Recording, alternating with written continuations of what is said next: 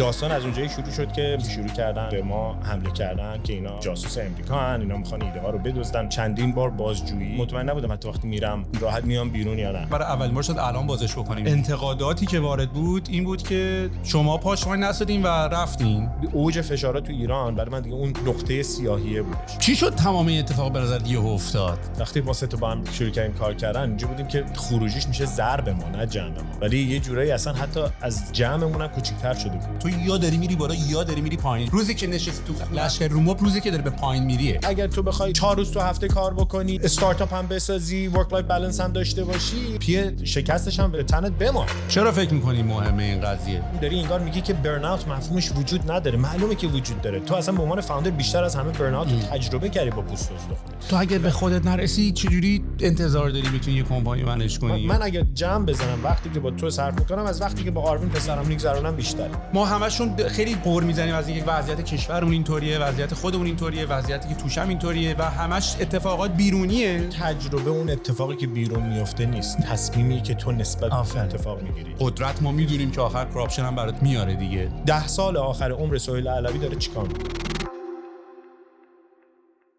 بهشون گفتم من چی بگم، گفتن نمیخواد چیزی تو بگی، تو فقط برو اونجا سهیل همه چی رو میگه. اسپانسر این قسمت از پادکست طبقه 16 شرکت لیمو هست. اونایی که تجربه خرید هاست و سرور و دامنه دارن احتمالاً اسم لیمو هست رو شنیدن. من یه چرخی توی توییتر زدم که ببینم ملت راجبشون چی میگن و دیدم که عمدتاً خیلی از شرکت لیمو هست و خدماتش راضیان، علل خصوص که دیدم خیلی تعریف میکنن از پشتیبانی و ساپورتش. همونطوری هم که میبینیم خودشون خیلی اکتیون و به سوالا و منشنات جواب میدن. جدیداً شرکت لیمو هاست یه سرویسی رو لانچ کرده به اسم مقیاس یا همون احتمالاً اسکیل که همونطور که از اسمش پیداست برای شرکت‌ها و کمپینایی که میره بالا و عمدتاً به خاطر ویزیت بالا سرویس‌ها داون میشه که این اتفاق تو ایران هم کم پیش نمیاد. این سرویس پاسخگوی این نیازه. اگر شما هم یه همچین مسئله‌ای تو شرکتتون دارین، حتما با تیم پشتیبانی مقیاس و شرکت لیمو هاست تماس بگیرین، باشون مشورت کنین و ببینید که آیا راهکارشون به درتون میخوره یا نه. دم شما گرم. بریم سراغ پادکست. بره نمیخوام پس بگیم که چیه تاچ کنیم ها. از چی میخوای تاچ کنیم؟ تاچ چیه؟ تاچ چه کاری؟ سوال چطوری؟ من عالی. حاجی باورت میشه 4 سال گذشت و الان باز تو دوباره اینجایی؟ اصلا فکر میکردی 4 سال بعد این پادکست ادامه داشته باشه بیاد؟ ببینید چرا فکر نمی‌کردم. من که اینجوری که سهیل علوی یه چیزی شروع کرده تا تش میخواد بره، ولی خیلی باحاله که من برگشتم. اولین مهمون طبقه 16 یادم نمیره، تو خونه‌ای که واقعا طبقه 16 بود، آفیس شرکت هم اون بود. می اومدم اونجا با هم کار میکردیم. بعد تو اینجا بودی که آقا من جو ریگن رو دارم میبینم، ببین دنیا داره دنیای میدیا میشه، میدیا داره اصلا عوض میشه تعریفش. بعد واقعا دنبال اون صدای اوریجینال و اون در واقع پیام اوریجینالت بودی که آقا من یه تجربه‌ای دارم، میخوام حرف بزنم، آدمای خیلی باحال دورم، میخوام اینا رو بیارم. ولی آره بازگشت همه به سوی طبقه 16 است. ما برگشتیم. ببین این داستانی که داری تعریف میکنی مسلماً که انگیزه ها رو از اونجا گرفتم، نه به خاطر اینکه دیدم، به خاطر اینکه گوش میکردم. یعنی مثلا چون همیشه خودم هدفون میذاشتم و گوش میکردم به این داستانا. یه اتفاقی که افتاده بود برای ما این بود که مثلا من با خود تو صحبت‌های آفتر رکوردم به مراتب جذاب‌تر و جالب‌تر بود تا زمانی که یه جلسه رسمی و میرفتیم توی زوم کال، می‌خواستی با یه نفر آدمی خیلی پلیتیکلی کرکت صحبت بکنی و مثلا می‌خوای نه جو بهش بدی، نه می‌خوای هم می‌خوای خوب آدم خوبه باشی، هم می‌خوای آدم بده باشی. یعنی داری خیلی اکتینگش، نه اکتینگ به معنای بدا، ولی میدونید منظورم چیه دیگه، خیلی درسته. یعنی مثلا من بعضی موقع مثلا چه میدونم مثلا رفتی به یه نفر فیدبک دادی، مثلا میگی آره مثلا به نظر من این اتفاقا میفته، این سختی‌ها رو داره، بعد مثلا بعد از اینکه یارو رفته مثلا اینطوری میگیم که این بهتره اصلا این کارا رو نکنه. اینجوری خب همین فیدبک رو بهش تو روش میگفتی دیگه، میدونی. و نمیدونم حالا به خاطر خاصیت ما ایرانیاست یا چی، ولی یه همچین شرایط و جوی وجود داشت دیگه. ولی دمت گرم که باز اومدی. 4 سال گذشت و خیلی خوش اومدی. من احساس میکنم حرف و صحبت برای گفتن زیاد داریم، به خاطر اینکه من فکر میکنم هم اتفاقات خیلی زیادی افتاد. اون موقع که تو پیش من بودی بچه نداشتی، الان 2 تا بچه داری. کلا یه ترانسفورمیشن اساسی رفتی. اگه بچه یادتون باشه خیلی لاغر شدی، سی او شرکت شدی دیگه. برات بگم اتفاقاتی که افتاده خیلی خیلی خیلی زیاده. بنابراین میخوام ازت بپرسم که تا الان فکر کردش چی میشد؟ آره راست میگی، خیلی اتفاق افتاد و شاید واقعا مهمترینش همین 2 بچه‌ای که اومد تو زندگی من و نگار. آروین 2.5 سالشه، نیکا الان 8 ماهشه و خیلی زندگی رو عوض میکنه. یعنی بچه وقتی میاد تو زندگی، تو ازدواج یه جور سبک زندگی تو عوض میکنه، بچه مثلا 10 برابر اون سبک زندگی تو عوض میکنه. ولی میگم حالا راجع بهش صحبت میکنیم که چه تاثیرات حتی مثبتی برای من گذاشت، نه اینکه من دارم تبلیغ میکنم که بعداً برن بچه دار بشن. ولی بذار برگردیم به گذشته ببینیم چه اتفاقی افتاد. من و تو 2018 دیگه از ایران اومدیم و تو فکر کنم جفتمون دیگه برنگشتیم. تو هم برنگشتی، تو یه بار برگشتی نهایتاً. ولی برای من چند سال اولش خیلی کلنجار بود. نمیدونم چقدر برای تو با هم اینقدر مثلا دیپ نرفتیم صحبت بکنیم، ولی فکر کن من از یه فضایی که پر از هیاهو بود داشتیم اون کاری که انجام میدادیم. آواتک بود، کمپانیا بودن، سراوا بود، اکوسیستم داشت سریع رشد میکرد. با اون قطاری که با اون سرعت داره میره، یهو خودت ترمز رو انگار کشیدی اومدی یه جایی که یهو انگار همه چی سکوت داره میشه و تو باید باز تعریف بکنی خودتو. این خیلی تجربه عجیبی برای من بود و خیلی اتفاقی هم با هم دیگه یعنی صحبت کردیم. یادم تو خیلی ایده داشتی از اینکه بیا یه اپلیکیشن بزنیم، من پروداکت هایی که آدم استفاده میکنن رو لیست بکنیم، از ساپلیمنت هایی که استفاده میکنن لیست بکنیم. یه دونه AI ریکامندیشن میخواستی، هنوز AI نبود بزنی، ولی آخر تصمیم گرفتیم با هم مثلا با من و تو سیاوش با هم جوین بکنیم و بهتر مود رو راه بندازیم. صحبتاشم از ایران شروع شد. آره جوابگو بودش و مثلا اون ایده از اونجا واقعا شروع شد. ولی من میخوام این تجربه رو بگم که برای من چند سال اولش خیلی سخت بود، خاطر اینکه مثل یه مرگ کوچیکی بود که دوباره بعد خودتو تعریف می‌کردی، انگار تو هیچ چی نبودی و دوباره بعد میگفتی که چی میخوام بشم. یعنی در اوج این که هیجان انگیز بود ترسناک. و من فکر کنم این یه چیزی که خیلی تو مهاجرت تجربهش میکنن. به نظر من چیزی که خستگیشو برای من بیشتر میکرد اتفاقاتی بود که تو ایران افتاد. فکر نکنم توی پادکست قبلی راجبش حرف نزدیم، نیافتاده اتفاق افتاده بود ولی من هنوز حتی حاضر، یعنی آماده حتی ذهنی نبودم راجبش صحبت بکنم. ولی برای خیلی من فکر کنم ما اونجا راجبش زیاد صحبت نکردیم که چرا من از ایران اومدم. یعنی گفتم خسته شدم و نمیذاشتن کار کنم اینا، ولی واقعا داستان از اونجایی شروع شد که مثلا همین شبنامه ها و اینایی که کانالایی که شروع کردن به ما حمله کردن که اینا جاسوس امریکا هن، اینا میخوان ایده ها رو بدزدن ببرن به نهاد استارتاپ ویکند بدن به امریکایی‌ها. ولی اوایلش مثلا من خیلی اینا رو بهش توجه نمی‌کردم، ولی تا اینکه دیدیم نه خیلی جدی‌تره. فیشینگ اتمپت رو ایمیلم همینجور مرتب میومد برای اینکه ایمیلم مثلا هایجک بشه. سارا اوزینگر که توی آواتک بود چندین بار لپتاپش تو خونش دزدیده شد و بعد با من تماس گرفتن چندین بار بازجویی و یه فضایی بود که اصلا مطمئن نبودم حتی وقتی میرم اون تو راحت میام بیرون یا نه. الان که نگاه میکنم بهش یه تجربه‌ای که تلخ و شیرین کنار هم، تیکای خنده‌دارش هم یادمه. مثلا وقتی داشتم بازجویی میشدم گفتم مثلا شما دارید چیکار میکنید؟ خیلی خیلی محترمانه بود، یعنی چیز نبود، ولی فضای بازجویی توی کشوری که میدونی پروتکل خیلی نداره، میری بیرون نمیدونی میای بیرون، نمیدونی به مامانت خدافظی کنی نکنی. ولی مثلا تیکای خنده‌دارش که یادم میاد وقتی بهش فکر میکنم، مثلا داشتم توضیح دادم گفتم ببین مأموریت ما به عنوان یک سازمان اینه. بعد میگفت مأموریت داره، مثلا من داشتم در مورد میشن سازمانیمون حرف می‌زدم، بعد یارو میگفت شما جاسوسید دیگه، مأموریت که 207 دیگه جیمز باند مأموریت داشت. گفتم نه منظور مأموریت یه چیز دیگه‌ایه. ولی اون تجربه منو خیلی اذیت کرد و بدون اینکه بدونم چرا. میدونی مثلا یه موقع هستش تو میگی آقا من دارم استارتاپ 23andMe رو میزنم توی یه فضایی که اصلا ژنتیک سیکونسینگ و اینکه مثلا تو بیای از آدما فرض کن یه تیکه از توفشون رو بگیری و ژنتیک سیکونسشون رو بدی، تمام بیماریایی که میتونن داشته باشی. خب این یه فضاییه که توی یه توی امریکا می‌خوای اینو لانچش بکنی، یه فضای خیلی رگولیتد، خیلی رود فشاره، بعد بری اون جنگو بجنگی. برای من یه حالتی شد که این جنگو من نمیخوام بجنگم و من یه و این برمیگرده به چیزی که چند وقت پیش یه دونه توی یکی از آل هندزهای شرکت اومدم در مورد وقتی که سی او عوض شد، من اومدم داستان زندگیمو گفتم.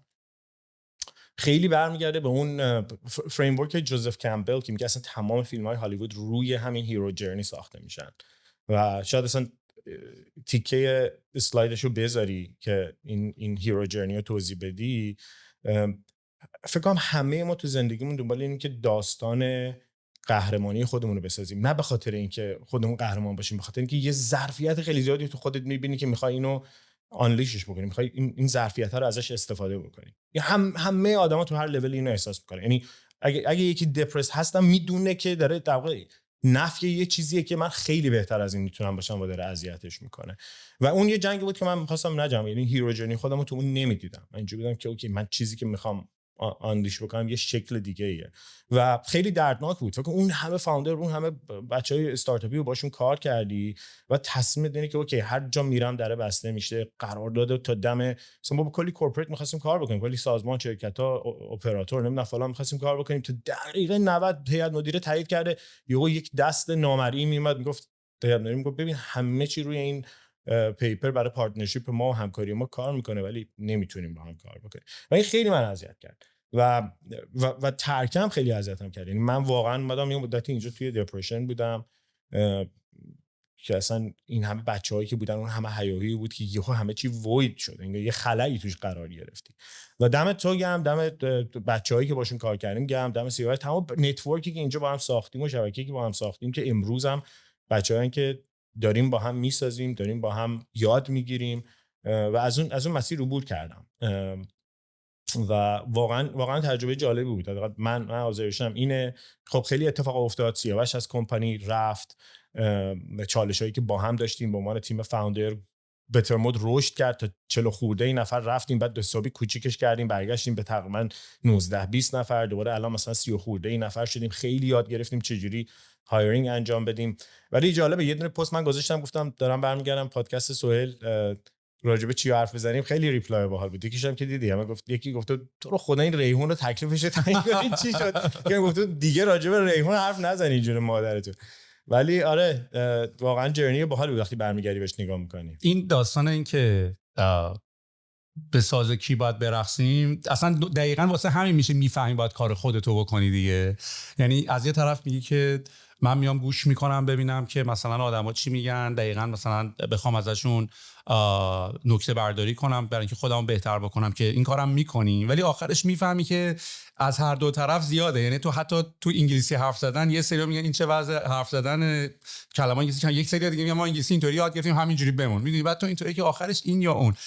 و به نظرم یه نقطه ظریف و ظرافتی داره که بخوای بفهمی که این قضیه کجاست که بخوای اینو نگرش داری. ولی خیلی داستان زیاده که من حتی فکر کنم واقعا برای جدی هم برای اولین بار شد الان بازش بکنیم. یعنی شاید تو خلوتمون با هم دیگه صحبتش نکردیم در رابطه با اینکه فکر می‌کردیم کمپانی زدن چی هست و چی بود، فکر می‌کردیم تیم ساختن چی هست و چی بود، فکر می‌کردیم مثلا کار کردن چی هست و چی بود. میدونی یعنی مثلا یکی از اتفاقاتی که افتاد و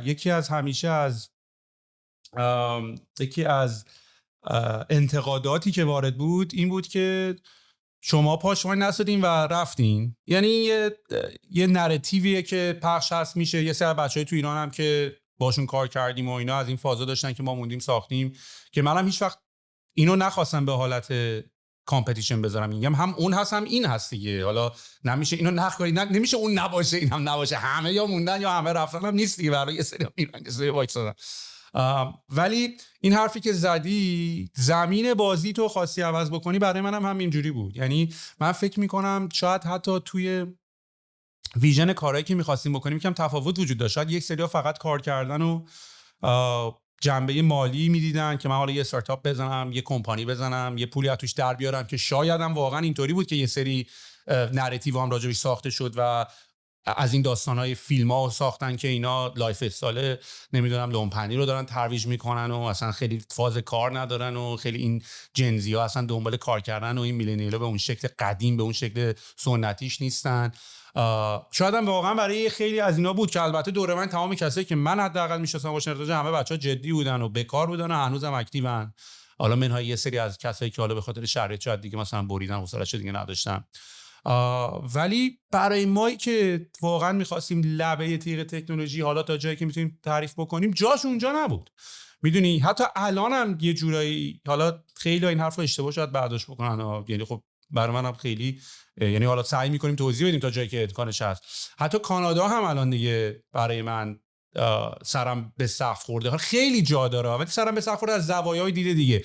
یکیش همین تیم ساختن، خیلی تیم ساختن اینجا کار سختیه. یکی این که اصلا من داشتم چند وقت پیش میگفتم تو مثلا یه تکنولوژی مثل اوپن یا چت جی پی تی رو داری میبینی و بعد مثلا میری مصاحبه رو داری گوش میکنی، مثلا میبینی مثلا سی او انتروپیک من داشتم گوش میکردم پریشب قبل از این که انتروپیکو بزنه 5 سال اوپن ای آی بوده. بعد من اینجا که کی اوپن ای آی بودی که الان اینو زدی؟ بعد چت جی پی تی مثلا 4-5 سال مثلا ترانسفورمرز اینا داشتن روش کار میکردن توی خود اوپن ای آی، به جدا از اینکه اصلا تکنولوژی گوگل بوده.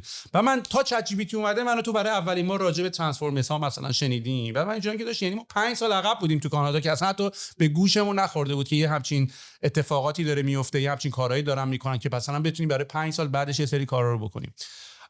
بنابراین این داستانا و اتفاقاتی که هست که میفته و به نظر من بحثی که وجود داره اینه که چیزی که فکر میکنی با چیزی که حسش میکنی باش کار میکنی فرق میکنه. اینی که چیزی تو کتاب میخونی چجوری تیم بسازیم، چجوری آسم استخدام کنیم، چطوری پروداکت بسازیم با اتفاقی که میفته فرق میکنه. و من بزرگترین اچیومنتی که بین ما سه تا، من تو سیاوش و حالا تیم خودمون افتاد و الان هم نزدیک 5-6 سال از تشکیل بهتر مود میگذره، 2018 ما ثبتش کردیم دیگه. به نظر من بزرگترین اچیومنت و همتیمی شدن و سینک شدن و چون ممکنه بود شفاهی یه سری حرفا رو میزدی میگفتی آره من میفهمم حرف تو، آره باهاتم، ولی خیلی طول کشید. یا حتی به نظر من این تغییر داینامیک جدا شدن سیاوش و تو شدن سی او هم باز از همون شعور میاد که آقا هممون فهمیدیم تازه داینامیک درست یعنی چی. چیزی که فکر میکنی درسته رو کاغذ کار میکنه با چیزی که میبینی و احساس میکنی باید کار میکنه یکم متفاوت تره. و من تنها چیزی که احساس میکنم اینه که ما الان بزرگترین اچیومنت ما اینه که تونستیم یه تیم خیلی سیملس بسازیم و یاد گرفتیم چطوری مدیریت کنیم، یاد گرفتیم چطوری لید کنیم، یاد گرفتیم چطوری برنامه‌ریزی کنیم، یاد گرفتیم چطوری آدم هایر بکنیم. فهمیدیم هیچ کدومش نه درسته نه غلطه، بد و خوب توش وجود نداره، آدمای متفاوت میتونن بیان. دوستان من الان یواش یواش میکروفون رو تحویل میدم. و به من میگفتن که بهشون گفتم من چی بگم، گفتن نمیخواد چیزی تو بگی، تو فقط برو اونجا سهیل همه چی رو میگه. بذارین به سهیل یادآوری کنیم که من مهمون این پادکستم. ببین ولی اینی که میگه خیلی درسته. یه اتفاقی که افتاد به من ثابت شد که یک بار دیگه من ثابت شد که پیدا کردن کوفاندر سخت این کار دنیا. یه بار دیگه بهم با تجربه ثابت شد که هست. و مثال خیلی خوبش این بود که من با استعدادترین آدمایی که دورم بود اتفاقا تیم اپ کردم که هر کدومش من کمترینشون بودم. و وقتی که کنار توصیه‌اش اینجا بودم که دیگه this is a rockstar team، بهترین انجینیری که میتونیم، مثلا سیاوش واقعا نابغه است تو انجینیرینگ، سهیلی که اصلا پروداکت منتالیتیش، کریتیویتیش، خلاقیتش این تا واقعا طور به عنوان یک سیمبل من میبینم تو این. و منی که خودمو یه آدم پراگماتیک میدونم، گفتم آقا اصلا با هر کیم صحبت می‌کردم گفتن آقا شما ایول چه مثلثی شکل گرفته. ولی وقتی رفتیم تو کار به قول تو چقدر نحوه فکر کردن در مورد اینکه چه چیزی و ارزشته، چه جوری میخوای کمپانی تو ران کنی، ویژنت از این کمپانی چه شکلیه، چه فضایی تو رو صبح امپلیفایت میکنه و بشاشت میکنه برای اینکه کار بکنی. وقتی اینا با هم فاصله، من فکر کنم چیزی که ما طول کشید بفهمیم اینه که اینکه ما فقط رو کاغذ هر کدوممون یه بخش مهمی رو کاور میکنیم، یه تایمی بود که اصلا دوست انگار مثلا با هم حرف زدیم که مثلا انگار حوصله نداشتی صحبت شروع بشه با این شرکت، به خاطر اینکه اون شکلی که می‌خواستی نبود و هر کدوم ما یه شکلی رو می‌خواستیم ایجاد بکنیم. و من خوشحالم که ما تونستیم توی قالب خیلی بالغی هم این جدایی اتفاق بیفته. ما هنوز با سیاوش دوستیم، با هم مهمونیاشو میریم، ولی خب فهمیدیم که با هم نمیتونیم کار بکنیم. و من فکر کنم همزمان شد با اینکه سیاوش هم با یه فرصت خیلی خوبی با مارتین رفت به استارتاپ پسیج جوین کرد. ولی این که میگفتی بود، ببین مثلا تو نگاهت اینجوری بود که آقا این یک پروداکته که دیلایتفول بودنش خیلی مهمه، باید پروداکت دریون باشه، باید دیزاین دریون باشه، باید یوزر اکسپریانس دریون باشه، یعنی باید نوک پیکان تجربه کاربر باشه تا اینکه این فیچر چک بخوره این فیچر چک بخوره. از اون طرف سیاوش یادم بود که مهندس بود، سازنده بود، میگه آقا باید بسازیم، بعد زیاد و بالانسش رو ما هیچ وقت نتونستیم پیدا بکنیم، نهایتا به یه طرف بیشتر کشیده شد و بعد از اون حتی تو نحوه هایی که استخدام رو انجام دادیم. آیا مثلا ما مثلا چیزی که من خیلی سخت یاد گرفتم، بذار یکم راجعش بازش کنیم، استخدام و تیم سازی تو اینجا برای من زمین تا آسمون با تجربه‌ای که اونور داشتیم فرق می‌کرد. مثلا اونجا ناخودآگاه به واسطه فعالیتایی که می‌کردیم، کامیونیتی که ساخته بودیم، تو اراده می‌کردی یه استعداد مارکتینگ، یه استعداد پروداکت دیزاینر، یه استعدادی به تیم، یه فردی به تیم اضافه شه، بهترینا دورت بودن. ولی اومدی یه اینجایی که نه همچین دسترسی رو دیگه نداری، نه به عنوان یک کارفرما میشناسنت، نه خیلی اینجا فضا رو میشناسی. فکر می‌کردیم اوکی ما الان رفتیم یه مدیر روابط مشتری گرفتیم، اوکی کاستمر اکسپریانس دیرکتورمون الان دیگه هایر شد، گود، با یارو هم حرف میزنه، چه انگلیسی هم حرف میزنه، چقدر بلده و چقدر کامیونیکیشنش خوبه ولی در واقع اینجوری نبود. و اینا جزء چیزایی بود که میگم ایلان ماسک حرف خیلی باحال داره، میگه فیلیر خیلی خوبه تا وقتی که کاتاستروفیک نباشه. برای ما هم کاتاستروفیک نبود. من فکر کنم یه بخشش هم همین این فاندینگ زیادی بود که داشتیم که یه لابراتوار درست کرد که بتونیم این ترایل رو بکنیم. و بیشترین چیزی هم که صرف شده وقت خودمونه، عمر خودمونه، یعنی بیشتر از پول سرمایه گذار وقت و عمریه که ما گذاشتیم. ولی من خیلی خوشحالم میگه که برگردیم به این ترانسفورمیشنه که اتفاق افتاد، تغییری که تو من ایجاد شد. من فکر کنم اولیش این بود که ما کنترل رو گرفتیم دستمون، نه با رفتن سیاوش، با گرفتن این که حالا من فکر میکنم ترکیب چند تا چیز بود. من از اون طوفانی که عبور کرده بودم کم کم خاکش نشست زمین، من تونستم فضای دورم رو ببینم. وگرنه خب مثلا من و تو بالاخره رو کاغذ تجربه سی او ای جفتمون بیشتر بود، ولی ما می‌خواستیم، من تو هم خسته بودی موقعی که اومدی، نه اینکه سیاوش برای این کار فیت نبود، ولی مثلا قاعدتا میتونستیم بگیم که سهیل تو سی او باش، مثلا تو سی او باش، ولی من خسته بودم. من خودم شخصا اینجوری که آقا من اصلا نمیخوام تو فرمون جلو باشم، فرمون جلو سیلی میخوری، کتک میخوری. و اون تجربه‌ای که تو ایران داشتیم مثلا یکم حالت فوبیا برای من ایجاد کرده بود، ولی بعد دوباره باز تعریف کردم خودم. من دوست دارم یه دقیقه این ببین اینو بذار با هم دیگه ببینیمش، چون من فکر میکنم هر کدوم از ما باید از این فریم ورک استفاده بکنیم و من یه نوع قطب نما میبینمش. ما توی زندگیمون این یه تجربه زیستن هر کسیه که فضای بالای این خط فضاییه که تو میشناسی، دنیای شناخته شده هاته، جایی که یه جورایی تقریبا ما میگیم کامفورت زون و فضای راحتی توه. ببخشید عذرخواهی میکنم. یه بار خدا بیامرزه بابای منو، سعید رحمانی داشتش توی کنفرانس جشنواره وب ایران اون بالا پرزنتیشنی میگفتش که خیلی هم دوست داره اون پرزنتیشن رو با هم اسلایداشو درست کردیم، اسمش کیمیاگر بود، الهام گرفته از کتاب کیمیاگر بود. داشت اون موقع میگفتش که آقا الان دنیایی که ما داریم 0 و 1 رو تبدیل به طلا میکنیم، این همون کیمیاگریه. و این اسلایدر رو داشت پرزنت میکرد، یهو بابای من زنگ زد رو موبایل منم دستش بود، اسلایدر رو با موبایل من اون موقع اپل کینوت تازه مثلا این فیچر رو داده بود، داشت موبایل تکون میداد خیلی شیک بالای استیج، تلفن رو براش گفت آی ملایری خوب هستین؟ ما الان وسط یه کنفرانس از 1000 نفر نشستن، سعیدم که دیدید چجوریه. ولی خلاصه ببخشید موبایلم زنگ خورد. این دنیای شناخته شده تو اون مسیر یک بهش اینجا زده call to adventure و این در واقع یک ماجراجوییه که تو رو یه ندای درونیه که داره تو رو به یه ماجراجویی فرا میخونه. ولی این ماجراجویی اینجوری که این دنیای ناشناخته است، مثلا میخوام وارد این بشم، ولی یه کمک سوپرنچرالی که حالا یکی اسمشو خدا میذاره، یکی مثلا آها مومنتی که پیدا میکنه تو رو از اون خط دنیای شناخته شده به دنیای ناشناخته میبره و اینجاست که تو وارد دنیایی میشی که ترسناکه، چون نمیدونی چه خبره. برای یکی راه اندازی یک کسب و کار جدیده، برای یک کسی ورود مثلا به یه شرکت، میتونه هر چیزی باشه. ولی این مهمترین چیز اینه که یک چرخه است که تو میتونی چندین بار تو زندگیت از این عبور بکنی. ولی از اون که وارد میشی معمولا توی اون فضا یه منتوری، یه مربی، یه کسی که کمکت میکنه، دستتو میگیره، سرمایه گذار، مربی، نمیدونم یه کسی که اصلا کوفاندرته، میاد تو اون و تو از توی سری چالش‌ها عبور میکنی که این چالش‌ها تو رو در واقع تو این مسیر میسازد حسابی. نمیدونم چک کارمندات نمیتونی بدی، نمیدونم مشتری که میگه نه نمیخوام این محصولو، تمام اون چالش‌ها به تو شروع میکنه کمک کردن و توی این مسیر یه نقطه پایین وجود داره که سیاهیه. اون سیاهیه که تو اون مسیر ناشناخته رفتی و در واقع میگی این دیگه کار نمیکنه، نه اصلا این اینجوری نیست، این محصول کسی نمیخواد. دیدی که توی دنیای استارتاپ یه روز خیلی خوبی، یه روز خیلی بدی، یه روز یه خبر خیلی خوب داری، یه روز خیلی خبر بد داری، ولی یه جایی هست برای من اون جایی بود که دیگه بعد از اون اوج فشارات تو ایران برای من دیگه اون نقطه سیاهیه بودش و بعد تو از یه ترانسفورمیشنی عبور میکنی، تو باز تعریف میشی به عنوان یک فرد وقتی که وارد اون دنیای ناشناخته میشی و میای به نقطه‌ای که دیگه تو اون باز تعریفه برمیگردی و یک هدیه‌ای داری که ورژن جدید و نسخه جدید خودته. یعنی اون مسیره رو طی میکنی. نه اینکه به این معنی نیست که مقصد داره، ولی ریحون تجربه خودت رو نگاه کن. مثلا ریحون رو ممکنه اینجوری بگیم، مثلا برای من تو اون داستانی که به بچهای شرکت گفتم چندین بار این اتفاق افتاده. دفعه اول موقعی که از ایران رفتم تو دنیای کاملا ناشناخته، گفتم به خانواده‌ام گفتم آقا من میخوام برم، به من کمک بکنید.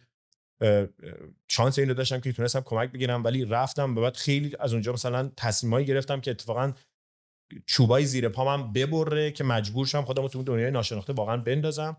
ولی بعد تو یک هدیه‌ای به دست میاری تو اون باز تعریف خودت که بعضی وقتا هم این هدیه رو به بقیه برمیگردونیش و من فکر کنم دوباره اون وقت میبینی که توی زندگی این مسیر چندین بار اتفاق میفته. برای من وقتی میگی ترانسفورمیشن، نقطه سیاهی جایی بود که مثلا ما رسیدیم به جایی که دیگه نمیتونستیم با هم کار بکنیم و این ترانسفورمیشن از اونجا یه جوری شروع شد. سپتامبر پارسال بود دیگه، سپتامبر پارسال بود که شروع شد و همزمان بود با مثلا بچه‌هام که به دنیا اومدن. ولی این فریم ورک خیلی به من کمک میکنه و بعضی وقتا مثلا من امسال یه سر رفته بودم لندن، دوباره سعید رو دیدم. سعید واقعا مربی خیلی خوب منه، من خیلی خیلی قبولش دارم و جالبه مثلا چیزی که به من میگفت این بود که با هم خیلی حرفای فلسفی زدیم و این بود که آیا تو همچنان و به نظرم یه چیزی که خطره بچه‌هایی که مهاجرت میکنن اینه که دیگه این سیکل رو مثلا تا یه حدودی رد میکنن، دیگه تو اون دنیای نو شناخته شده میخوان بمونن. میخواد دیگه بمونه، دیگه ماشینمو گرفتم، خونه‌مو گرفتم، اوکی دیگه، بچه‌م هم دارم. میدونی مهم میزان ثروتی که میسازی نیست، مهم اون چالشی که ازش توش عبور میکنی. یه کتابی من خوندم اسمش در واقع در مورد چیزه، در مورد راحتی و کانفورمیتی، conformity crisis، یعنی بحران راحتی. ببین من و تو توی نقطه‌ای از تاریخ نشستیم که من و تو میتونیم یک ماه تو همین اتاق بمونیم. دستشویی هم که همین بغله، غذامونو میگیم میاد، دکترمون رو آنلاین ویزیت میکنیم. از این طریق راحت‌تر تو طول تاریخ بشر مثلا رسیده بود به همچین نقطه‌ای. و این کتاب خیلی برای من جالب بود و یکی از چند تا چیز منو تغییر داد. یعنی چون یه بخشی از اینم اون منتور است. این منتوره میتونه یه کتابی باشه که میخونی، این میتونه یه دانشی باشه که برات آنلاک میشه. اون کتاب پیتر اتیا خیلی به من کمک کرد، اوتلیو. این کتاب کانفورمیتی کرایسیس به من گفت که چقدر ما مسیرهای راحت و الکی طی میکنیم و در واقع ژنتیکلی ما اصلا ساخته نشدیم برای اینقدر راحتی. ما رسیدیم به نقطه‌ای که تاریخ برای ما اینقدر راحتی فراهم کرده، ولی ژنتیکلی ما اصلا بعد گوسفنده رو می‌رفتیم شکار، گوسفند شکار نمی‌کنه، گوسفند همونجا، ولی مثلا گرازه رو بعد شکار می‌کردیم، مینداختی رو دوشت، بعد حملش می‌کردی. یعنی مثلا الان یه علتی که مثلا بعضیا راکینگ می‌کنن، از این وستای راکینگ میپوشن راه میرن، برای اینکه میگن مثلا ما فرض کن 70,000 سال 80,000 سال از هومو سیپین مثلا تو هستی، بعد یهو رسیدی به نقطه‌ای که سریع تو 200 سال گذشته این تغییرات مثلا درس عبرت هم نشدش. نمیدونه پادکستی خانومه. نگاه جان من پادکستم. چرا یه فیچری هست به نام دونات دیسترب. اوکی دونات دیسترب نیست. برای خانومتون میذاری توی لیستی که رد میکنه. بعضی وقتا هم در اوجی که تماسای مهم وجود داره، تماسای خیلی نامهم هم بعضی وقتا توش قاطی وجود داره. anyway ولی میخواستم بگم که این ترانسفورمیشن از اینجا اومد که آقا از این راحتیه باید فرار کنی، باید نیت کنی مسیر سخت رو عبور بکنی ازش و بفهمی که آقا ژنتیکلی تو اصلا کد شدی برای این. مثلا مفاهیمی مثل ریاضت و مثلا توی مثلا کامیونیتی های ایندیجنس و مثلا قدیمی هایی که بودن توی امریکای شمالی میگفتن که وقتی بچه به یه سنی میرسه مثلا تنهایی میفرستادنش تو طبیعت، میگفتن اگر که سروایو کردی برگشتی تو دیگه به یه کس دیگه ای تبدیل میشه. تو حاضر این کارو با بچت بکنی؟ من حاضر نیستم این کارو بکنم. ولی فکر کن فهمیده بود که این راه خود ساختگی، اون مسیر سخته و من فکر کنم ماها ناخودآگاه معلومه که راحت تره وقتی چیل میکنی روی مبلت، نتفلیکس رو باز میکنی، ویدیو میبینی. از این ساده تر چی میخوای؟ بری جیم بدوی، عرق بریزی، ضربان قلبت بیاری رو 160. مسیر سخته رو باید. من میگم مهمترین تغییر اینه که بفهمی آقا من اصلا باید مسیر سخته. اگه آسانسور از پله هست، امروز میخوام با پله برم. همین یه سرکویت تو مغزت درست بکنی امروز، نمیخواد حالا هر روز بری، ولی همین که بگی آقا مسیر سخته ریوارد رو بهت میده. ولی من این فریم ورک رو خیلی دوست دارم، به همه پیشنهاد میکنم که یکم نگاهش بکنن. تمام فیلم‌های هالیوود رو این ساخته شده. علت این که یه فیلم تو بهش خیلی جذب میشی برای اینکه همین مسیر رو داری میبینی و رزونیت میکنی که از یه نفر از دنیای آن شناخته شده چجوری به دنیای ناشناخته رفت و خودشو باز تعریف کرد، چیزی که همه دنبالشن. و برای من فکر کنم این خیلی کاملا شفافه که چجوری برای ما توی بتر مود اتفاق افتاد، برای تو دنیای پادکستینگ اتفاق افتاد. ببین این و همه این حرفا میدونی تمام تلاش و سعی مثلا با گفتن این حرفا چیه؟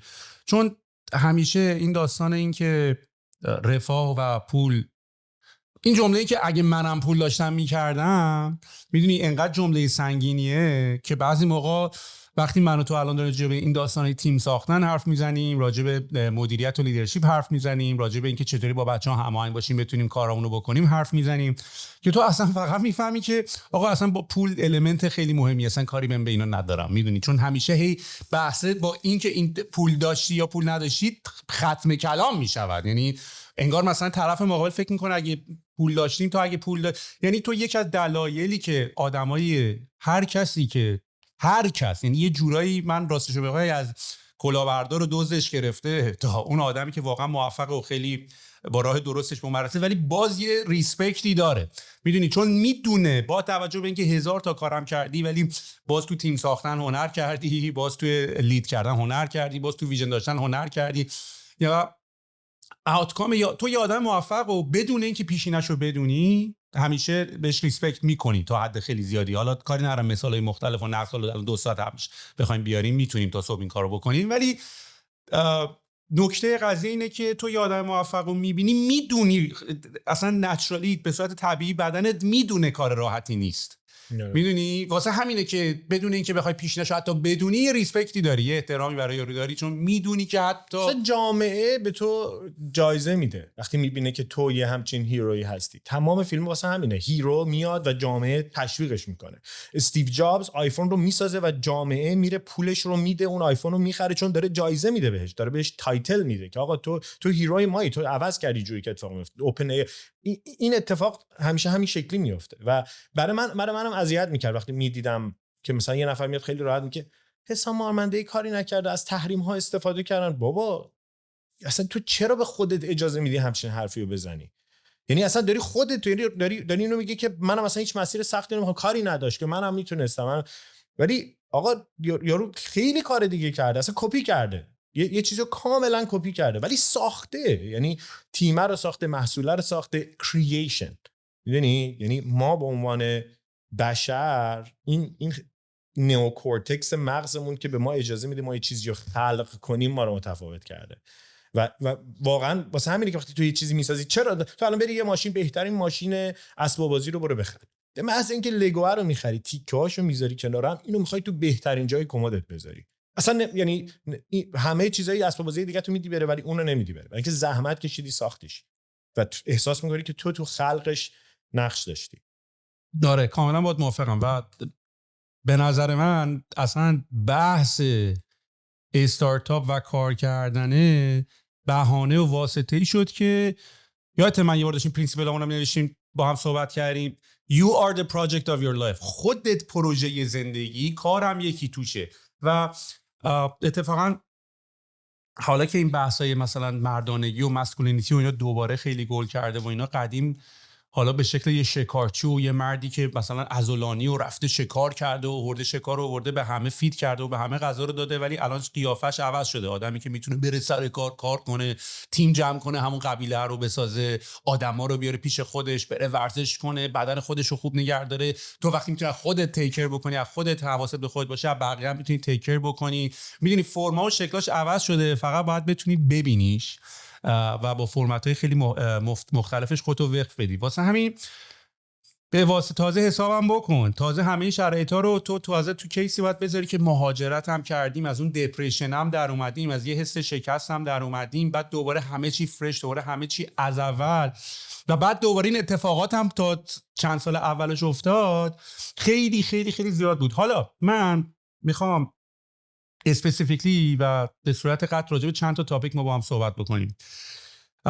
یک، اول از همه بیا یه مقداری من حتما از سیاوش دعوت میکنم که بیا دوباره با هم صحبت کنیم، از زاویه دید اونم صحبت. اصلا ستایی باید صحبت بکنیم، چون اتفاقی که افتاده اینطوری بود که به نظر من 3 تا آدم با 3 تا دیدگاه مختلف و 3 روش مختلف، حتی با این که از نظر رو کاغذ عقلانی هم شفا هم با هم صحبت میکردیم، ولی به شکل‌های به 3 حالت مختلف وایرد شده بودیم برای اینکه چجوری باید کار کنیم، چجوری مثلا حرف بزنیم، چجوری غذا بخوریم، مثلا راجع به هر موضوعی یه چیزی بود.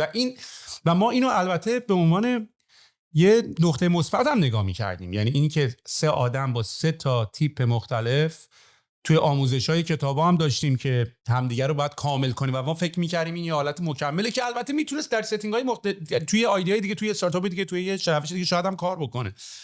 این هنوز بازه برای بحث کردن به نظر من. منتهای مراتب مثلا من دوباره داشتم همین پادکست سی او انتروپیک رو نگاه می‌کردم که میگفتم 5 سال تو اوپن ای آی بوده و ازش پرسیدن چرا اومدی بیرون. خب به نظر من خیلی جواب منطقی خوبی داد. اینطوری بود که اول از همه ما توی یه دنیا و فرهنگ و کالچری داریم کار میکنیم که سریع‌تر رسیدن و نفر اول بودن خیلی ارزشه و گفت آدمایی هستن که حاضرن کل کره زمین بسوزه و آتیش بگیره ولی اول بشن، در صورتی که اگه اول چی و اتفاقا اگه اول چی کل کره زمین میسوزه، یعنی باخته برای هر دو طرف، یعنی حتی هم برای خود هم برای دشمنت اگه ببری باخته. و میگفتش که اصلا دلیلی که من انتروپیکو زدم به خاطر اینکه حتما، یعنی اصلا خیلی هم شاید حالا لزوما مشکل به شکل مثلا بگی دیساگریمنت داشتن و اینا نبوده، اینجوری بوده که آقا اصلا اگر یه اتفاقی داره میفته به اسم ای آی که قرار کل هیومانیتی و انسانیت رو مورد ایمپکت قرار بده و مورد تاثیر قرار بده، حتما باید یه کمپانی دیگه کنارش باشه. اصلا این نمیتونه یه تنه بره، حتی هر چقدرم خوب.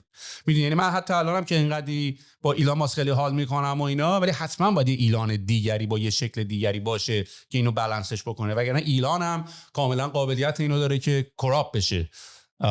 قدرت ما میدونیم که آخر کراپشن هم برات میاره دیگه، یا میبرت توی بابلی که فکر میکنی فقط همیشه تو خودت درستی.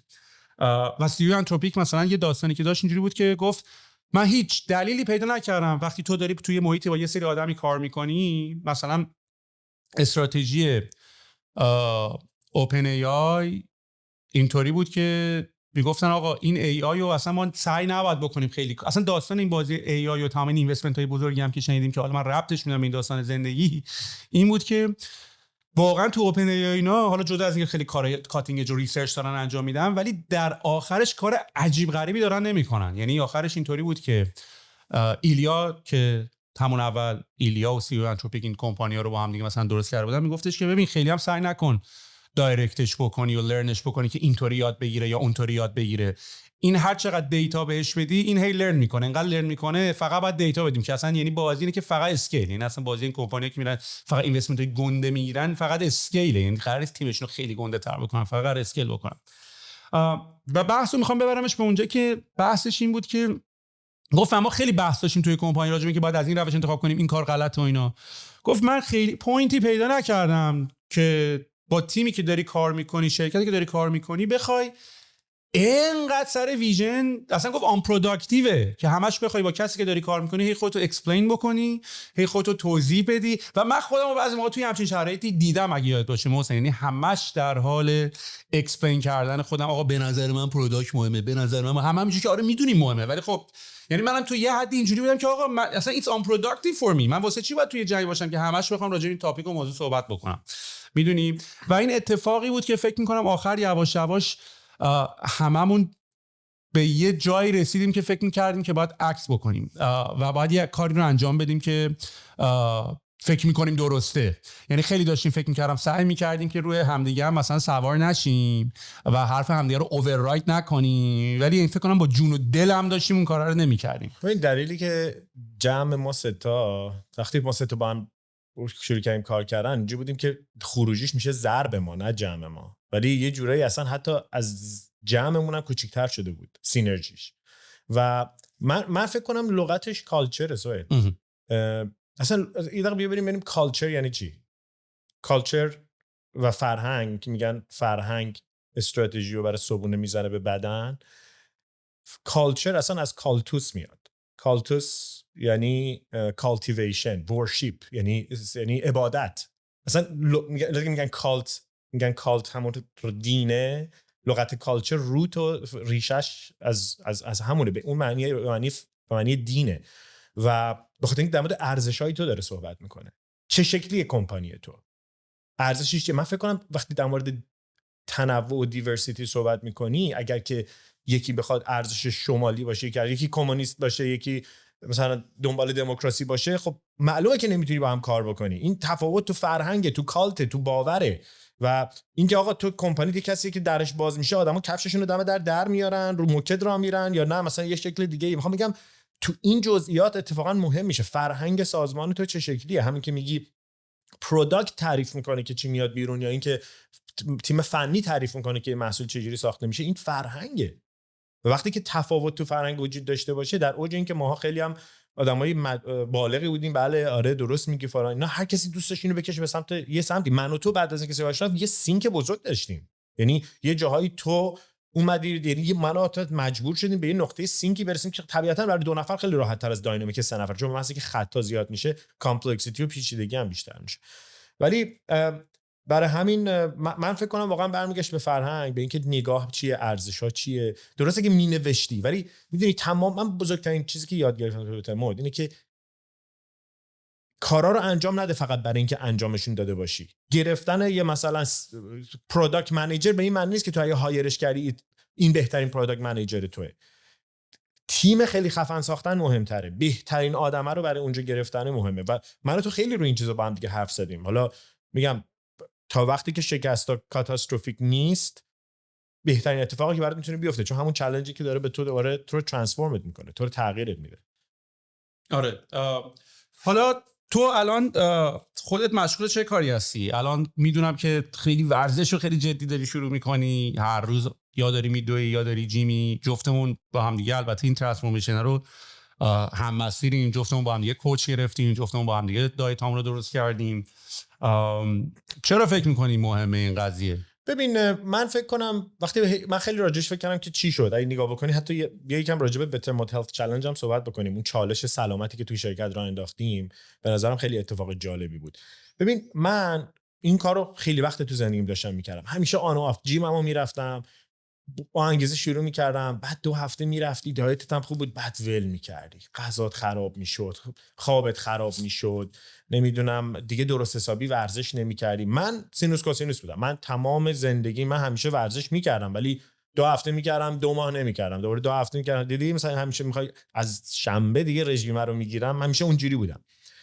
من فکر کنم ترکیب چند تا اتفاق این تغییر رو تو من حداقل پایدار کرده. تا الان 8 ماه گذشته من توش موندم و اگرم در واقع ازش خارج شدم خیلی کوتاه بوده، سری خودمو برگردوندم رو ریل. ولی بیا ببینیم چه اتفاقی افتاد. من فکر کنم اولیش لایه اینفورمیشن و اطلاعات، یعنی تو آگاهی پیدا میکنی، آگاهی که تا دیروز وجود نداشت. الان نگاه نکن مثلا اندرو هوبرمن میاد پادکست داره در مورد مثلا سلامت حرف میزنه، نمیدونم پیتر سلامت یه ترند جدیده، هیچ وقت برای بشر اینقدر اهمیت نداشت. مثلا دوره قبل تو مثلا امریکای قدیم همه سیگار دارن میکشن، همه هارد ورکینگن، مثلا ارزش یه چیز دیگه ای بود. اتفاقا من داشتم با سعید باز تو لندن داشتیم صحبت می‌کردیم، میگم اصلا دوره ما سخت کاری که اصلا ورزش مال ما آدمای لوس بود، وقت داره یارو بره ورزش بکنه، عوض شده. یعنی پارادایم یه شیفت، در واقع یه پارادایم شیفتی داشتیم که الان اینا دوباره ارزش پیدا کرده به خاطر اینکه آگاهی در واقع براش ایجاد شده. آگاهی مهمه، برای اینکه میگم برای من کتابی که آگاهی رو آورد کتاب پیتر اتیا بود، اوتلیو. یه چند تا نکته جالب داره، یا نظرم بعد راجبش اینجا صحبت بکنیم. یکیش اینه که راجب health span versus life span صحبت میکنه. بذار من اینو بیارمش با هم یه دقیقه نگاه بکنیم. میگه آقا این گرافه خیلی گراف باحالیه. ببین میگه که تمام این کتابایی که تو کیتو دایت بگیر، نمیدونم برو مدیترینن دایت بخور، نمیدونم 1000 جور دایت تو اینا وجود داره. حرفی که اول از همه پیتر اتیا میزنه میگه آقا تاکتیکو بذار یه دقیقه کنار. حرف آقا کوت میکنه از سانتزو، میگه تاکتیک بدون استراتژی نویز قبل از شکسته، صدای قبل از شکسته.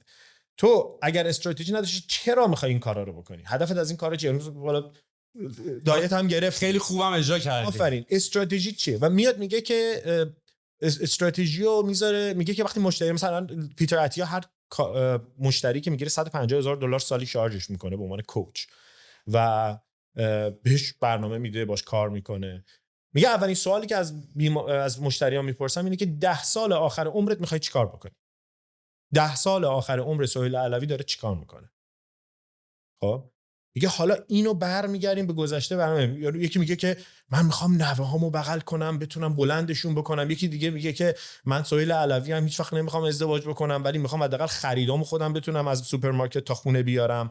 نمیدونم میخوام مستقل باشم، نمیخوام هر کسی یه چیزی اینو شروع میکنه دیسکرایب کردن، میگه اوکی پس بیا ببینیم الان باید چیکار بکنیم. و اون وقت میاد وارد این مفهوم، وارد این موضوع میشه که دنیا شیفت کرده و یه دوره‌ای بود که آدما به خاطر عفونت میمردن. نکن این گراف اگه نگاه بکنیم نمودار عمودیش سلامت توئه، میزان طول سلامت توئه، نمودار افقیش میزان طول عمر توئه.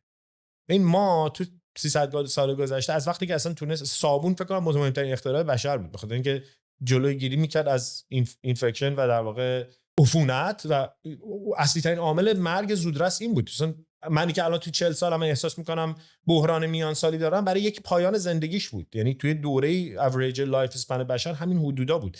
ولی چرا بیشترین دلیلش عفونت بود. ولی صابون اینو عوضش کرد و بعد فناوری‌های دارو و اینا که اتفاق افتاد. ولی نگاه صنعت دارو و صنعت سلامت همیشه درمان بوده به جای پیشگیری. یعنی آقا بذار اول طرف قندو بگیره بعد شروع کنیم براش نمیدونم متفورمین بخوره و انسولین براش تزریق بکنیم و اینا. بذار یارو سرطان رو که گرفت کیموتراپی شروع می‌کنیم شیمی درمانی کردن. که الان اینی هم که داری میگی من انقدر حالا این بحث دپرشن رو نمیخوام بیارم چون بحث خیلی یعنی توش اونقدی چیز ندارم که علم ندارم که بخوام نظر بدم راجعش، ولی حداقل درصد زیادی از دور و بریایی که من میدم کاملا قابل پیشگیری بود با ورزش درست و لایف استایل درست. و به جایی که بره دکتر بهش بگه برو ورزش کن این کارو بکن، با قرص و مرس و تراپیای عجیب غریب شروع میشه. میدونی چون وای میسته که تو میرسی به اون نقطه، ولی تو اون سرطانی که گرفتی 20 سال پیش یه جایی شروع شده. و خیلی هنوز تو دنیای پزشکی خیلی هنوز تو نفی این میگن ژنتیک، میگن اصلا اینجوری نیست. ولی به خاطر اینکه تو نمیتونی پثویا رو دقیق وصل کنی بریسی اوکی مثلا اینکه تو ورزش نکردی دلیلش این دلیلی که AI تو هلت کیر هم خیلی روش دارن حساب باز میکنن به خاطر اینه که تنها دیگه AI فقط میتونه این همه حالت مختلف رو بتونه جدا سازی کنه، آیزولیت کنه، تست بگیره، سیمولیت کنه، ببینه چی قراره بشه. انسان دیگه نمیتونه این کارو. دقیقاً. حالا بیا ببین چه اتفاقی داره میفته. پس این الان میخوام بگم لایه آگاهی رو نگاه کن.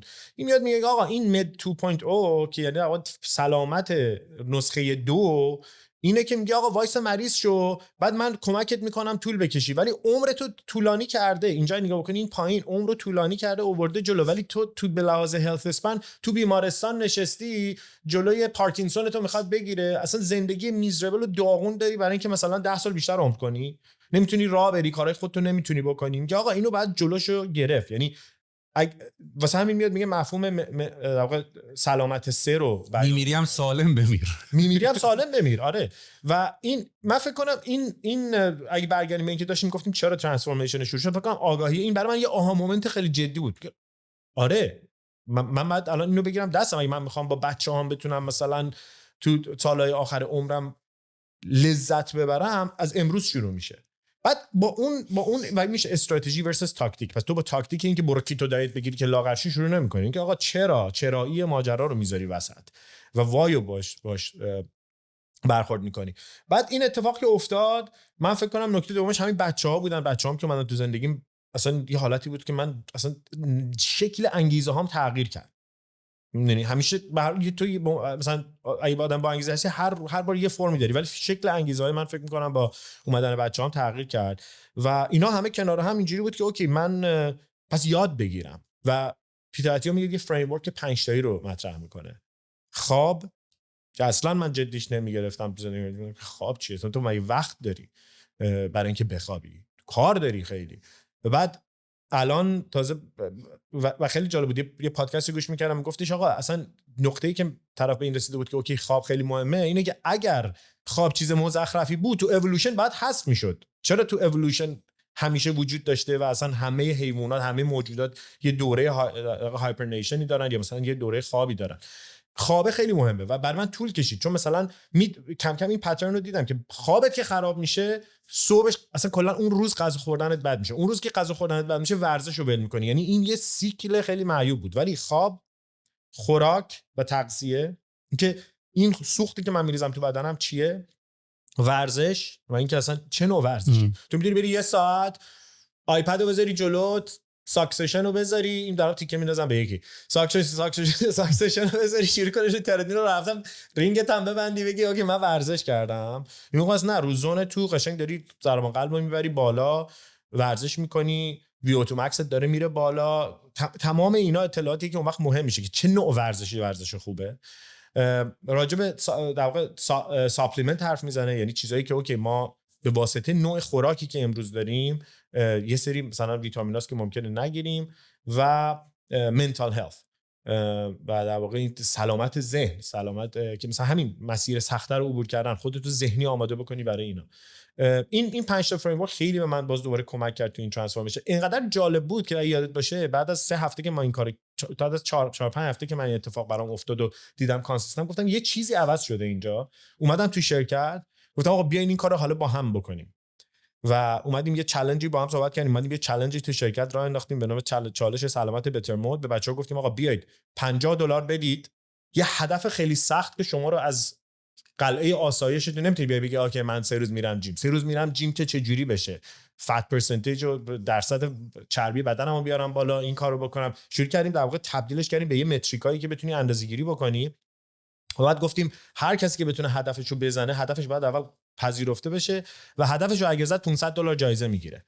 و خیلی جالب بود. الان یه فصل گذشت، یه دورش تموم شد و واقعا بچه‌ها رو نگاه کنی همه تو شرکت ترانسفورم دارن میشن، فیت شدن. اصلا رو کارمون تاثیر گذاشته. من شخصا خیلی رو کارم تاثیر گذاشته. اصلا برای من بیشتر اصلا قضیهش همونه. به نظر من همه اینو واسه داره. کلاریتی و شفافیت فکری که دارید خیلی بالاست. استرسی که نداری. وای، یعنی من یه بار بخوام داشتم فکر می‌کردم، گفتم تو روز چی کار بکنی بقیه کارات هم نکنی هپی. من گفتم من اگه ورزشمو کرده باشم بقیه کارام هم اگه نرسم ام هپی. یعنی خیالم راحت، حداقل این کارا رو کردم و بقیه هم نرسیدم اشکال نداره. و به نظر من اصلا نمیدونم به عنوان یه موجود فیزیکال، به نظر من این فکر و فیزیکت به هم وصله. اینا دو تا چیز مختلف اصلا نیست. اگه به خودت نرسی چجوری انتظار داری بتونی یه کمپانی منیج کنی؟ حالا میدونم که هستن کسایی که این کارو میکنن، ولی من این بازی رو درستش رو اینطوری میبینم. همش آخه با همه. تو همون میگی خودت پروژه‌ای، تو نمیتونی. یعنی من هی انگار مثلا هی برمیگردم به این چیزی که میخوام صحبت بکنم. ببین خیلی زمان باحالی هم آخه ما وایستادیم توش. الان تایمی هستش که این سنسوری که دست من و توه داره همه چیمون رو ترک میکنه. میتونه به ما بگه ما چقدر خواب عمیق دیشب داشتیم، میتونه بگه ضربان قلبمون وقتی استراحت داریم میکنیم چقدره، میتونه به ما بگه VO2 در واقع VO2 مکسمون که مثلا نحوهی که اکسیژن و میزان اکسیژنی که تو خونمون سلولا میتونن استفاده بکنن چقدر. خیلی یعنی داری به دیتا، داری این دیتا بهت کمک میکنه اندازه‌گیری داری میشی. دو DNA سیکونسینگه که در واقع الان دیگه تو میتونی تبدیل بشی به این که قشنگ میتونی دی ان ای تو رو در بیاریم بگیم اوکی تو احتمال این که دیابت داشته باشی بیشتره، یا تو مثلا احتمال این که چربی مثلا دور شکمت جمع بشه بیشتر از مثلا الان این دی ان ای سیکونسینگ اومده قرار گرفته. در واقع آزمایش خونه‌ها و بایومارکرایی که از خون تو در واقع میتونه گرفته بشه. والا فکر کن به قول تو ای آی وقتی میاد همه اینا رو میذاری کنار هم، یعنی آزمایش خون سهیل علوی هر 6 ماه یه بار، تمام سنسورایی که تا الان اپل واچش یا حالا اورینگش یا ووپش یا هر دستگاهی که داره ترک میکنه، و کنارش دی ان ایش یه برنامه خیلی شخصی به سهیل علوی داده بشه. و این اصلا من اصلا علتی که صبح هیجان زدم مثلا جاییه که دنیا هم داره میره. خیلی باحال وقتی اینا همه داره کنار هم قرار میگیره و ترانسفورمیشنی که اصلا تو دنیای سلامت اتفاق میفته. مثلا میگم من خودم یه موقع خوره این چیزا، یه اپی استفاده میکنم اسمش اینساید ترکره، میاد هر 6 ماه بار خون تو رو میگیره. نه خونه که مثلا میری پیش دکتر. الان من و تو این سنمون میریم پیش دکتر، بچه‌های ما بعدن میخندن به ما، سلام سهیل جان خوبی؟ بله خانم دکتر خوبم، اوکی ام، دردی فلانی، یه آزمایش خون بنویسیم، مثلا 15 تا بایومارکر، مثلا 70 تا بایومارکر میتونه خیلی دقیق‌تر بگه تو چه اینفلامشنایی داری. چیز من پزشک نیستم ولی دارم میگم داریم میبینیم که چه ترندی داره میره و این دنیای خیلی دنیای باحالی داره میشه. تمام اینکه بتونی پیش بینی بکنی، برنامه شخصی بدی، داروهای شخصی بتونی بدی. من خودم شخصا خیلی هیجان زدم برای مثلا وقتی اینا رو میبینی این اتفاق برات میفته که ببین دو حالت داره، یا تو صبح میتونی از خواب پاشی و اینا کاملا دست خودته. یعنی من که بچگی تنها زندگی کردم و بزرگ شدم تا اینجا، حداقل تو از 18 سالگی به بعد و اینا، یعنی منظورم اینه که تأثیراتی هم که حالا میخوام بهت گیر بدم بگن تو شرایطشو داشتی تو اینطوری بودی، باشه بابا قبول، ولی دیگه بقیش دست خودم بود. خب که شرایط خاصی هم ما نداشت. مثلا اینا اصلا میخوام بگم چون اینو میگین یارو اینجوریه که انگار داشتی، شرایط خاصی هم ما نداشت. ولی مثلا الان که حالت خوبه، ببین تو به نظر من کلا چیزی به اسم حالت ثابت وجود، به نظر من هم نیست، این جمله بود که تو جیم ما نوشته بودن، چیزی به اسم حالت ثابت وجود نداره. تو یا داری میری بالا یا داری میری پایین. اینجوری نیست که خب امروز روزی که نشستی تو خونت لشکر رو مبل، روزی که داری به پایین میریه، روز ثابت نیست اون روز.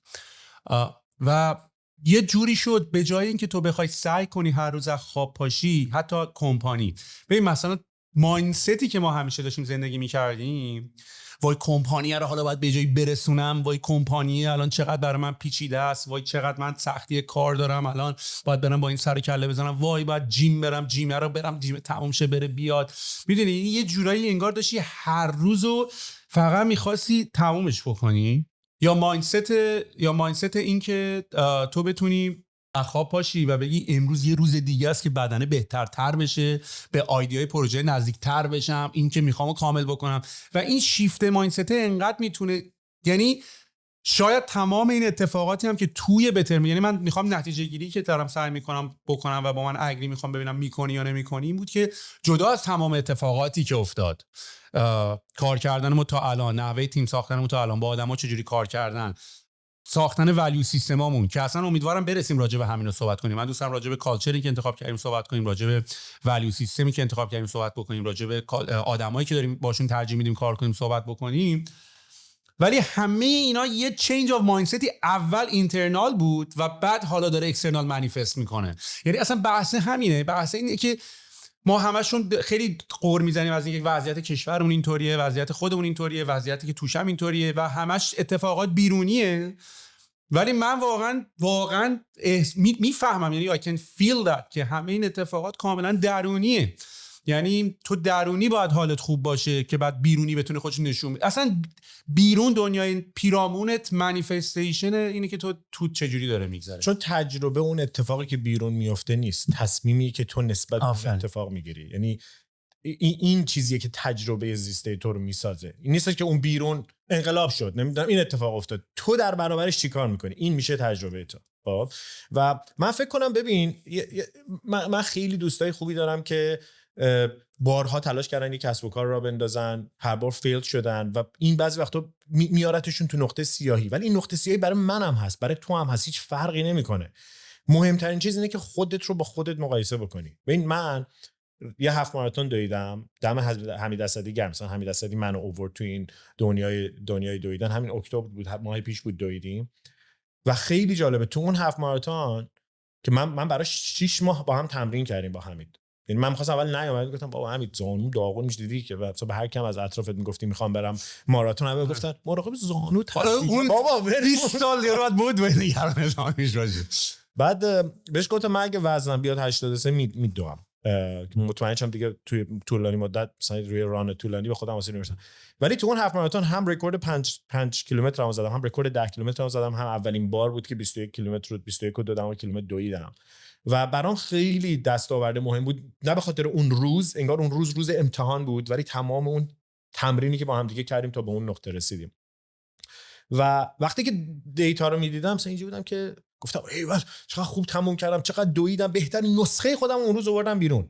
بهترین نسخه خودم اون روز آوردم بیرون. بعد رفتم رو اپ نگاه کردم و نوشته بود بین مردانی که 35 تا 39 سالن 850 نفر بودن تو 600 بودی. اینجوری که تیر زدم که بعد اینجوری بودم که بابا دمم گرم، 600 بودم که بودم. تو نباید خودتو مقایسه کنی، اون داره به تو یه دیتا میگه اوکی تو بعدی میتونی ببینی کجا باشی، ولی خودتو باید با خودت مقایسه کنی به جای اینکه خودتو با بیرون مقایسه بکنی. و من میخوام یه نکته‌ای رو بگم، چون من یه فریم ورک دیگه که خیلی تو زندگیم به درد خورد و اگه بخوام به بچه‌م یه چیزی بگم اینه. الهامش از کتاب Ethic of Ambiguity چیزه، کتاب سیمون دوبواس که یه فیلسوف اگزیستانسه، یه مفهوم خیلی جالبی اونجا مطرح میکنه که شخصا من باش خیلی رزونت کردم و اونم اینه که آقا مسیری که تو زندگی بهش عبور میکنی و راههایی که جلوت باز میشه چند نوع بیشتر نیست. همه ما از کودکی شروع میکنیم، اونجا پدرمون، مادرمون احتمالاً قهرمان زندگیمونه، یا یه کسی هست که گاردینمونه، یه کسی هست که چی میگن یه کسی هست که بهش نگاه میکنی میگه آقا این همه چی رو میدونه. یادت نمیاد بچه بودیم مثلا اینجوری بود که بغل مامانه دیگه، یعنی اینجا سکیور ترین جای دنیاست. یه بابایی هست که میرم ازش میپرسم هر موقع یه چیزی رو میخواستم بدم. من تجربه الان دارم با آروین قشنگ میبینمش، من اون نقطه سکیور و ایمنش. بعد یه نقطه‌ای رسید تو زندگیمون که سیلی واقعیت خورد تو صورتت و اونم جایی بود که اصلا واقعیت بادش خورد بود و اینکه اینم اینه که آقا تو تنهایی، مرگ وجود داره، بابات همه چیو نمیدونه، بابات هم میمیره یه روزی. یه نقطه‌ای بود که من قشنگ یادمه کجا بودم، روی یه دونه چیز بودم، یه دونه تاب بودم با یکی داشتم تاب سواری می‌کردم، داشتم ستاره رو نگاه می‌کردم، یهو واقعیت انگار مثل یه سنگ افتاد روم و این شروع میکنه تو رو عوض کردن. وقتی که تو این مسیر میافتی چند تا اتفاق میفته، یعنی چند تا مسیر داری که میتونی انتخاب کنی. یکیش پوچیه، هیچی نیست، ولش کن، اصلا ارزش نداره این دنیا. یعنی خیلی مسیری که اصلا توش انگیزه وجود نداره. من اصلا نمیخوام بگم این مسیرها خوبه بعدش من نمیخوام جاج بکنم، میخوام بگم مسیرایی که وجود داره چیه، ولی به پوچی میرسی. یا آقا من خودم شخصا داشتمش تو زندگیم که اصلا اهمیت نداره حالا که چی بدوی که چی بشه، حالا بدوی بیزینس هم زدی، اصلا پولارم در آوردی که چی. خب این یه مسیره. یه مسیر دیگه هست یهو تو توش میافتی یه آدم خیلی جدی میشی، یه وکیلی که غرق شده تو نقش وکالت خودش، یه بسیجی که غرق شده تو ایدئولوژی نقش بسیجی خودش، حالا کارمند بانکی که صبح همیشه برمی‌داره ولی ذوب شده در اون نقش. مسیر سومش مسیریه که تو شروع میکنی جستجو کردن، مسیریه که تو میگی اوکی من میخوام برم بیرون تجربه بکنم، یعنی هورایزون تو، یعنی این افق تو هی گسترشش بدی، اتفاقا تجربه رو اولویت قرار میدی، میری یکم اینو تجربه میکنی، یکم میری اونو تجربه میکنی. باز من میگم هر کدوم اینا رو وقتی میخوندم میشدن که این تیکه زندگی من دقیقاً همین موقعی که این اتفاق افتاد. و توی حالتی که معمولاً از اون تجربه های متعدد پیش میاد پراجکت زندگی تو پیدا میکنی. برای من تجربه آواتک، شکل‌گیری آواتک، پیدا کردن پروژه زندگی بود. میدونی چرا باحال ترین تجربه زندگی من بود؟ به خاطر اینکه کاری که تو هر روز میکردی مستقیما با آزادی و آزادگی بقیه ارتباط داشت. برای اینکه تو داشتی اون بچه‌ای که از تو شیراز میومد پدر مادر پولداری نداشت، فکر داشت، ایده داشت، خلاقیت داشت و پلتفرم بهش میدادی و اوکی بیزنس مدل داشت، خودت هم خواستی توش موفق باشی، ولی بهترین مثلا من تو فلو استیت بودم، من در جریان بودم تو آواتک، بخاطر اینکه پروژه‌ای از لایفت پیدا کردی که معنیش معنی آزادی بقیه است. علتی که ما پروداکتایی که میسازیم ایمپکتش برامون رو آدمای دیگه مهمه، اینکه زندگی بقیه چجوری عوض میکنه، مشتری‌ها چجوری از این استفاده میکنن. همین این ماجرا است، پروژه زندگی تو پیدا کردن. و این فریم ورک هم خیلی برای من جالب بود و برای من اینکه خیلی جدی نشم، توی نقشی غرق نشم که نقش مثلا یه سی او خیلی خفنی که اصلا جدی نگیری تازه جدی میشی. آره، ولی این جدی نگیریه خیلی باریکه، یعنی یه مسیر پوچی هم داره که اصلا برات اهمیت نداره، با ولش کن غذا میخوری مهم نیست چی میخوری، اینم هست، اینم یه مسیری که تو جدی نمیگیری. ولی این جدی نگرفتنه که کجاست آلترناتیواش، این خیلی برای من جالب بود شخصا. این فکر میکنی بعضی از آدما مثلا حوصله ندارن؟ چون من بعضی موقع احساس میکنم من اصلا اینطوری درست جدا از این که خیلی تلاش میکنی خیلی کوشش میکنی ولی کدام شدی مثلا میگم جیم نری حالت بده، اینجوری نیست خودت داری پاره میکنی بری جیم، آره یه دیسیپلینی توشه، داری خودت میکشی برنامه‌ریزی کردی ولی نری انقدر، یعنی من ترس آزاد نشدن پتانسیله برام ترسناکتر از اینه که یه کاری رو مثلا حالا بکنم توش موفق نشم و اینا برام مهم نیست، ولی ترس آزاد نشدن پتانسیل اصلا میگن جهنم، یعنی این دیگه روزی که فولی اون آدمی که پتانسیل کاملت آزاد شده خودتو میبینی و بعد اینجوری که وای من میتونستم این باشم و نشدم، میدونی. و به نظرت فکر میکنی آدم اینو چند درصدش در تفکرش مربوطه، چند درصدش آدم خودش وایرد شده اونطوری باشه؟ ببین خیلی بزرگترین دیبیت بشره دیگه. الان مثلا یه داکیومنتری رو نتفلیکس هست در مورد معده است و اینکه نقش باکتریا چقدر اهمیت داره. مثلا الان در اومده که مثلا عدم وجود یه باکتری خیلی خاص توی مثلا معده یا مثلا وجود یه نوع باکتری دیگه مستقیما با دپرشن رابطه داره. اصلا به گات فیلینگ، آره گات فیلینگ که اصلا میگن که دقیقاً مثلا یهو دلم آشوبه، یا میگن مغز در حقیقت مغز اصلی اینجاست. مثلا میگن چی میریزی تو غذا رو که تو مغزت نمیریزی، تو معدت میریزی، اولین جایی که دایجست رو انجام میده. واسه همین همه اینا به هم دیگه قطعاً وصله، یعنی ولی یه چیز رو نباید فراموش کرد و اونم قدرت ایجنسی و نقش شخصه. ببین تو نمیتونی بگی همه چی، مثلا اوکی میتونی بگی که به هر حال داشت نفوذ اینترنت در ایران زیاد میشد، یه کسی باید میومد سراوا رو میزد. نه، نقش سعید رحمانی مهمه، ایجنسی اهمیت داره. نمیتونی بگی که اون فقط تایم بود، مسیری بود که آره میای هی مکرو نگاه میکنی میگی آره ها، ولی نقش اون افراد تعیین کننده است، نقش آدم ها اهمیت داره توی این ماجرا. واسه همین تو باید اولین چیز اینه که این ایجنسی رو قبول کنی، چون اصلا اون نقطه خطرناکه بگی من وایردم، ببخشید من دی ان ای ام اینجوری، من دی ان ای ام قاتله، ام ساری، میدونی من اینجوری وایر شدم که دپرسم. بابا اصلا تمام چیزی که ما رو متفاوت میکنه اون انگیزه است. اصلا من عاشق صوبان برای همین، برای اینکه میتونی دوباره انجامش بدی، میتونی عوضش کنی، میتونی اونی که هستی نمیخوای باشی دیگه نباشی، میدونی یه شروع دوباره است. بعد خواب باحالیش اینه ریست میشی، ریست کوچیک. چی شد تمام این اتفاق به نظر یهو افتاد به قول خودت بعد از این داستانایی که برای هممون اتفاق افتاد و توی یه دوره‌ای که یه شروع دوباره انگار داشتیم به قول تو از سپتامبر پارسال تا الان؟ فکر می‌کنی چرا وجود بچه‌ها؟ میگم برگم بهش دوباره بگم ترکیب چند تا اتفاقی، میگم اتفاقی میفته و بعد تو در برابر اون اتفاق چیکار می‌کنی؟ من تو دوستام کسی هستش که بچه دار شده، اصلا دپرس شده دیگه، اون آدم سابق نیست، چون که اصلا انتظارش از بچه چیز دیگه بوده، بعد اصلا الان دوست نداره که سبک زندگیش کامل عوض شده. ولی من اینجوری بودم که دومی که دیگه خریته، اولی اینم عوضت کرده، دومی برای چی؟ بعد اینجوری هم مثلا که 4 تا بچه میخوام. واسه همین اینجوری که مثلا این بعد قاعدتاً وقت کمتری داشته باشی، ولی به محض اینکه میبینی وقت کمتری داری اینجوری که اوکی وقتم پس خیلی اهمیتش بیشتر میشه، زمان من قیمتش گرونتر میشه وقتی تو اسکرسیتی و کمبود داری. و من فکر کنم ببین سخته که وصلش بکنی به یه چیز، چون یه چیز نیست، مجموعه چیزاست، ولی آگاهی من بیشتر شد، اتفاقاتی که تو زندگیم افتاد و تصمیمی که در برابر اون اتفاقات گرفتم که میخوام باهاشون چیکار بکنم. ولی میگم همین الانم اینا رو حرف میزنم از بیرون آدم انگیزشی به نظر نیام. من یک آدم کامپلکسم، منم صبحایی بلند میشم که دپرسم، منم صبحایی بلند میشم که اعصابم خورده، منم نقاط پایینمو دارم. ولی مهم اینه که میانگینش کجاست، میانگین 30 روز گذشتت کجا وایستادی. و اینکه اون به لحظه‌ای که از سینوس رفتی وارد کوسینوس شدی اینجوری نیست که اوه خوردم دیگه ته، بعد اینو به قول تو نمودار رو بذاری بره پایین. نمودار رو نباید بذاری، ایجنسی تو باید نمودار رو به بالا بیاره و همه چی سخته.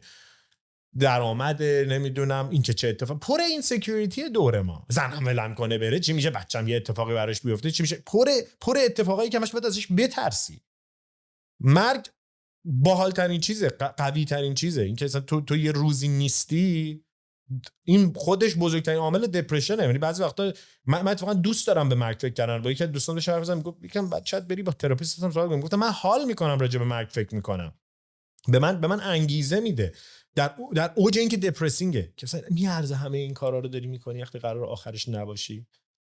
یعنی به نظر من مهمترین بالانسور مثلا همین که قدیمی‌ها باید برن که جدیدی‌ها بیان و این سیکل و این چرخه خیلی به نظرم جالبه. ولی من راجبش فکر میکنم، به نظرم نباید ازش فرار کرد، باید بهش فکر کرد و بعد ببینی که برای تو یعنی چی. تو اون تعریف خودت هم تأثیر میذاره که چی هستی، چی کار میکنی، میخوای چی بذاری. هیرو داستان، ببین ماها داستان‌های زندگیمونیم. جایی که دپرس میشیم نقطه‌ایه که این نخی که تسبیح داستان ما رو میخواد به هم وصل بکنه نمیتونه نقطه بعدی رو پیدا بکنه. گم میکنیم، داستان گم میشه، دپرس میشی. من کیم اینجا چیه، چه جوریه؟ آره یه جورایی اصلا حال بعدی اینه که وقتی تو مسیر نیستی، حالا به اصطلاح حالا دپرشن کلینیکال، حالا شاید فرق داره با این نوع این کلمه دپرشن، حالا یه روزه که دپرس بودم فرق میکنه با حالت کلینیکالیش. ولی همینی که توی اشتباه نزنی، حداقل میدونی که اشتباه زدنه و فکر میکنی هر روز خواب پا میشی داری پتانسیل خودتو، اتفاقا به نظر من آدمای دپرشن میارن که از یه پتانسیل بالایی که میدونن تو خودشون دارن و نمیدونن چجوری باید آزادش کنن یا فکر میکنن تو مسیرش نیستن و آزادیش دارن، اذیتشون میکنه این قضیه. این خانومه که با پادکست جو روگن هم اومد، خیلی منتقد اصلی سیستم تدریس و ادویکیشن تو امریکا است و میگه آقا دیگه ما زیادی داریم بچه‌ها رو خراب میکنیم، به خاطر اینکه هر روز صبح از اینا داریم میپرسیم خوبی؟ ردیفی؟ حست چیه؟ احساس خودکشی نمی‌کنی؟ میگه اینقدر تو دیگه داری همش فکر کن من تو هر روز صبح بلند شیم میگیم حال امروز اون چطوره، حال امروز اون چطوره. یعنی چی؟ فکر کن تو مثلا مربی فوتبال باشی توی تیم رئال مادرید، صبح توی رختکن اینجوری شروع کنی سوهل خوبی؟ مادر پدر طلاق گرفتن ردیفی؟ بابا مثلا یا اینکه آقا امروز میخوام بریم این تیم رو بهتر کنیم ببریمشون بازی رو ببریم ها. یعنی صبح تو چجوری میخوای شروع بکنی راجع به این که همش اصلا نباید از خودت بپرسی حالم چطوره. این اصلا به نظر من نریشن و سوال غلطیه از خودت اینو بپرسی. بعد فوکس کنی رو چیزی تعریف کردی چیه، آقا من تو این فصل هدفم چیه، تو این سال هدفم چیه و اینقدر هی آبسس نشیم اینکه نه من حالم خوبه اصلا امروز حالم بده. اینقدر هی وارد این دیالوگا به نظر من آدما نباید بشن و نباید بپرسن اینو. من میدونی من این تو این سشن پادکست فکر کنم جایزه مهمونی که بیشتر از سوهل حرف زد و دارم ازت وقت ندی به من. ما که راضیم. میخوام یه مقداری حالا بریم سر بهتر مود. اول از همه اوضاع چطوره آقا مدیری؟ به عنوان سی او گزارش کار به ما میدی؟ ما الان آخرین باری که ما خیلی صحبت کردیم اون موقع که من با سیاوش صحبت کردم یه ریس کرده بودیم، الان 4 سال میگذره. با پول چی کار کردی؟ نیم ساعت دیگه جلسه هیئت مدیره از گزارش کار. آره. متن تحویل میدم. ببین ما یه دونه فاندریز انجام دادیم 2021 تو دوره کووید، دوره‌ای که اوج داغی مارکت بود در زمانی که کرونا شروع شده بود. ارزش گذاری‌ها به شدت بالا بود. ما روی ارزش خیلی بالا با درآمد فکر کنم تقریبا سالی 300,000 ARR داشتیم. پول ریز کردیم 10 میلیون. میتونم بگم که طبیعتاً بازتابی از بازار بود ولی اووروالو بود و در واقع این همه راجع به این صحبت میکنن که تو اون دوره والویشن ها بسیار بالا بود. یه بریج راوند پارسال می ریز کردیم که از همین اینوستورهای فعلیمون ازشون جذب سرمایه کردیم و از اون دوره خیلی تغییرات انجام دادیم و بزرگترین تغییر تو تیم بود و نحوهی که این تیم با هم کار میکنه و چجوری میخوایم محصول بسازیم الان من فکر کنم تو نقطه‌ای هستیم که یه بالانس خیلی خوبی بین اعضای تیم توی تعداد کسایی که تو مارکتینگ داریم، تو تعداد کسایی که تو لایه محصول و طراحی محصول و در واقع مهندسا و حالا بقیه تیم‌های اجرایی داریم. من فکر کنم به یه نقطه‌ای رسیدیم که یه بالانسی هست. من و تو با هم دیگه 2 ماه پیش رفتیم نشستیم تو کلبه 15 با هم حرف زدیم، گفتیم آقا ببینیم مشکل چیه، یعنی اصلی ترین چیزی که ما هم روش فوکس بکنیم چیه. مثلا گفتیم که اوکی پروداکت دیزاینرای خیلی خوبی که بتونن پروداکت رو دیزاین بکنن برای انجینیرامون با اون چرخه طراحی من یه چیزی حرف رو قطع کردم. من احساس میکنم من خیلی زمان زیادی نه توی بترمود کلا حتی توی این پادکست راجع به این موضوع خیلی صحبت میکنم، نقش پروداکت دیزاینر، نقش دیزاینرها. و حالا یه اتفاقی که برای ما افتاد که حالا داشتیم گفتیم یاد گرفتیم ازش این بود چقدر ترادیشنال تور انجینیرینگ شما انجینیرینگ، دیزاین شما دیزاینر، پی ام شما پی ام، ساپورت شما ساپورت. به قول تو همون که فکرم می‌کردیم اینجا کانادا استریت اینا همه میرن سر پستاشون و اینا خیلی سیملس کار میکنن. میخوام از زاویه دید تو ببینم که وقتی داریم راجع به این تیم ساختن و آدما صحبت میکنیم و نحوه کار کردن اون صحبت میکنیم، چه اتفاقی چه تفاوتی بین گذشته میبینی؟ چون آدمای خفنی ما استخدام کردیم برای این بچهای، تمام هر بچه‌ای که پیش ما بودن تک تکشون بچهای خفنی بودن و من هر بارم که یه چیزی کار نکنه از چش خودم و خودت میبینیم. یعنی ما درست نتونستیم اسس کنیم یا ما نتونستیم شرایط رو فراهم بیاریم که توش رشد کنه. چون این آدم الان تو کمپانی ما شاید رشد نکردیم تو بره توی کمپانی دیگه بهتر کنه. یعنی آخرش ما نتونستیم شرایطی رو فراهم بیاریم که حالا اینا بتونن کار بکنن و اینا. ولی خب از یه طرف دیگه ما با علم به این که یه سری کارا رو میتونیم بکنیم، سری کارا رو نمیتونیم بکنیم، بعد آدمامون هم بریم اونطوری انتخاب کنیم دیگه. بعد به بعضی بگی شرمنده‌ت هم نمیشه دیگه. چه تفاوتی میاد الان میبینی ایجاد شده در حالت فعلی؟ دوباره برگردم به این که مثلا میگفتیم اوکی یه فانکشنی وجود داره به نام پروداکت منیجر، بریم بهترین پروداکت منیجری که میتونیم پیدا بکنیم و بیاریم. اوکی نقش پروداکت منیجر داشته باش. در اوج این که در اینکه اون فردی که داشتیم اونجا استعداد خیلی خوبی بوده شکی ندارم، ولی اینکه ما چه جوری میخوایم محصول بسازیم خیلی مهمتر از اینه که اول بریم فانکشن پی ام رو بگیریم. مثلا ما به این نتیجه رسیدیم که اتفاقا نوع آدمای پی امی که ما میخوایم بچهای پروداکت دیزاینری ان که خیلی یک کاراکتر یونیکورن هم دارن، یعنی یکم فرانت اند بلده، طراح محصول هم هست، ناخودآگاه یکم توانایی پروژکت منیجمنت هم داره. برای کمپانی ما تو این استیج یه همچین آدمی رو فهمیدیم که دنبالشیم، چون اون پی ام ای که بیاد بگیره فقط حالت مثلا و اصلا خودش 100 تا طول ندیده باشه، خودش فیگما کار نباشه، خودش نتونه با اینو کار بکنه، این به شدت استکاک ایجاد کرد تو شرکت ما. گفتیم اوکی ما اینجوری میخوایم بسازیم و برگشتیم به صدای اوریجینال و آثنتیک و اصیل خودمون. ببین من فکر کنم اصلی ترین ماجرا این بود. ما خیلی رفتیم سمت اینکه طبق کتاب بریم جلو، در صورتی که بعد اصلا مهمترین چیز برای من این بود که آقا صدای اصیل خودت چجوریه. هی اینو سوال میکنیم نه دیگه حتما بعد پی ام رو اینجوری طراحی کردی. بابا نه، تو چجوری میتونی بسازی؟ خالق تویی، تو چجوری بلدی بسازی، تو چجوری میتونی بسازی. اگه شروع کنی راه رفتن چیه در واقع مسئله کلاغ اومد راه رفتن کیو یاد بگیره، راه رفتن خودش یادش رفت، همینه. یعنی تو حدس بزنم ولی نمیدونم کامل کنم. من میدونی که چیزم چیز دارم مدرک این که چجوری ضرب مسئله رو خراب میکنم. ولی به هر حال من فکر کنم ما برگشتیم به این که اوکی ما چجوری علاقه به خونه‌اش نمی‌ریز چوب می‌بست به نومش. آفرین. خیلی توی الان آخه این وان آن وان هم الان تاپیک شده. نمیدونم هی میبینی این سی او ایر بی ام بی و سی او انویدیا چقدر راجع به این حرف زدن که اصلا اعتقادی به وان آن وان ندارن. من که اصلا اینو باز کردن که چرا دستا که تو کتاب میگه آقا تو به عنوان یه لیدر بعد با آدمایی که مستقیم داری کار میکنی بهشون وان آن وان بدی، وقت بدی، بیان حالشون رو بگن، بیان ببینی. در صورتی که میگه آقا برای منی که سی او ایر بی ام بی کار نمیکنه، من نمیخوام یه تایمی رو بذارم تو کلندرم که مال یکی دیگه است، که بیاد بعد بگم حالت چطوره توش، مثلا اجنداش دست من نباشه، بعد راجع به مشکلاتی داریم حرف میزنیم که به 5 نفر دیگه هم مربوطه. واسه چی؟ اصلا وان آن وان میگه برای من کار نمیکنه، من نمیتونم با وان آن وان ران کنم.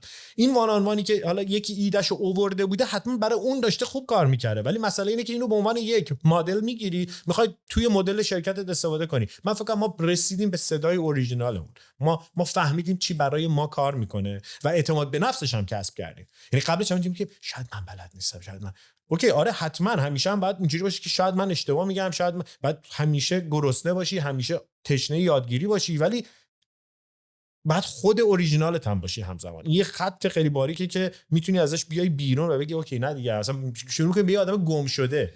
این مصداق همون داستان این که in order to break the rules you gotta learn the rules. یعنی برای اینکه اول از همه بخوای قانون شکنی کنی باید قانون رو یاد بگیری و نه که چون میخوای قانون شکنی کنی باید قانون رو یاد بگیری. قانون رو یاد میگیری، حالا که فهمیدی بازی چجوری کار میکنه، داینامیک چجوری کار میکنه، خیلی آروم قانونایی که فکر میکنی برای تو کار نمیکنه رو میشکنی قانون خودت درست میکنی. آره میدونی یعنی من برای خود من شخصا من خودم خیلی آدم پریفرنس داریم، یعنی خیلی ترجیح میدم یه سری کارا یه جوری خاصی اتفاق بیفته که البته با گوش کردن یعنی فلسفی هم حلش کردم. یعنی مثلا من چون این مصداق پرفکشنیسم بودنه دیگه که تو ترجیح میدی یه سری اتفاقی طوری باشه، من ترجیح میدم ولی آوتکامش اذیتم نمیکنه. یعنی اینطوری بوداتوری تونستم یه مقدار آروم بگیرم نسبت به این قضیه. من دوست دارم یه کاری اینطوری میکنم ولی نتیجهش هر چی شد دیگه برام خیلی مهم نیست. من این کارو دوست دارم برام انجام بدم ولی نتیجهش دیگه اونطوری نیست. و خیلی این اتفاقات افتاد. یعنی مثلا خیلی جالبه این دو راجع به وان ان وان داری میگی. یه نکته دیگه‌اش این بود که توی حالا ایران هم خیلی بحثش باز میشد، اینجوری که این داستانی که ما یه خانواده ایم، بعد تا اینجوری میشد که کمپانی همه میگن ما یه خانواده ایم که حالا هدف این بود که یعنی با هم دوستیم، هوای همدیگه رو داریم، بعد مثلا حالا تا پول نیست. مثلا من هر موقع اینو تو توییتر نمی‌شم مثلا اینجوری نمیفهمیدم منظور یعنی چی، مثلا کمپانی مثلا چیکار کنه مثلا دیگه رو آره مثلا. بعد یواش یواش ولی فهمیدم که آرتیکولیت کردن این جمله هم خیلی مهمه. ما خانواده نیستیم، ما اتفاقا یه تیم ورزشیم و اینو ما آوردیم تو ولیو سیستممون. ما ویار اسپورتس تیم، از همدیگه اتفاقا سطح انتظارمون بالاست، رو همدیگه تکیه کردیم، از همدیگه سر هم دادم میزنیم. آره. وقتی پاس خوب نمیدی ازت انتظار دارم که پاس خوب هم بازی نکنیم، میریم هممون هر کسی. تو هم اصلا نمیدونم چرا آدما متوجه نیستن که اولین نفر که اخراج میشه مدیر عامله به خاطر اینکه بورد داره از وضعیت کار کردن داره ایراد میگیره. من فکر کنم یه اتفاقی هم که تو فضای بیزینسی افتاد و الان اینو داری توی خود مثلا سیلیکون ولی و امریکا اینا هم میبینی، این بود که از اینقدر این ارزش‌ها بزرگ شد که از دنیای واقعیت فاصله گرفت. مثلا تو همون مصاحبه اریک اشمیت که میگفت در ورک لایف بالانس حرف میزد که آقا یه ارزش شد دیگه، کالچر شد که آقا ورک لایف بالانس هوای امپلوی تو داشته باش که on paper it makes sense، درسته، معلومه که درسته. آره خیلی احمقانه است بخوای باش دیساگری کنی. آره مثلا بیای بگی نه اصلا اهمیت نداره، مثلا اینا بردن، مثلا این نمیخوای که اینو بگی که، ولی وقتی که تو اینو همون حالتی میگم ووکنس اتفاق میفته، یعنی دیگه اینقدر این پولیتیکالی کرکت میشه که آقا تو اصلا میبینی که اگر تو بخوای 4 روز تو هفته کار بکنی، استارتاپ هم بسازی، ورک لایف بالانس هم داشته باشی، این هیچ اشکالی نداره، خیلی you're more than welcome که اینجوری زندگی بکنی، ولی خب پیه شکستش هم به تنت بمال. یعنی واقعیت اینه که مارکت اون وقت سریع محصول رو نمیدی بیرون، اون مشتری اون پول اصلا بیزینس is the ultimate sport. یعنی کلا مارک کوبن هم که اصلا کتابش راجع به همینه دیگه، اصلا قایی ترین ورزش، یعنی تو میتونی کامپتیتیو ترین ورزش ها رو بکنی، یعنی مثلا میتونی بدوی، نمیدونم باکس بری، نمیدونم کیک باکسینگ بکنی، همه کارو بکنی، ولی التیمت پوکر، اصلی ترین پوکر زندگی بیزینس هست. میدونی تو اونه که بازیات هم خیلی آخه گسترده تره. میدونی یکم بازی تیم ساختن داری، یکم بازی ایده خوب داری، یکم بازی جای خوب داری، یکم بازی اینوستمنت، انقدر بازی داری. منم گیمه. آره یعنی رفتی یه کازینوی پر از گیم های مختلف و بعد بیشترین تعداد رو ببری. میدونی یعنی به نظر من سی التیمت گیم.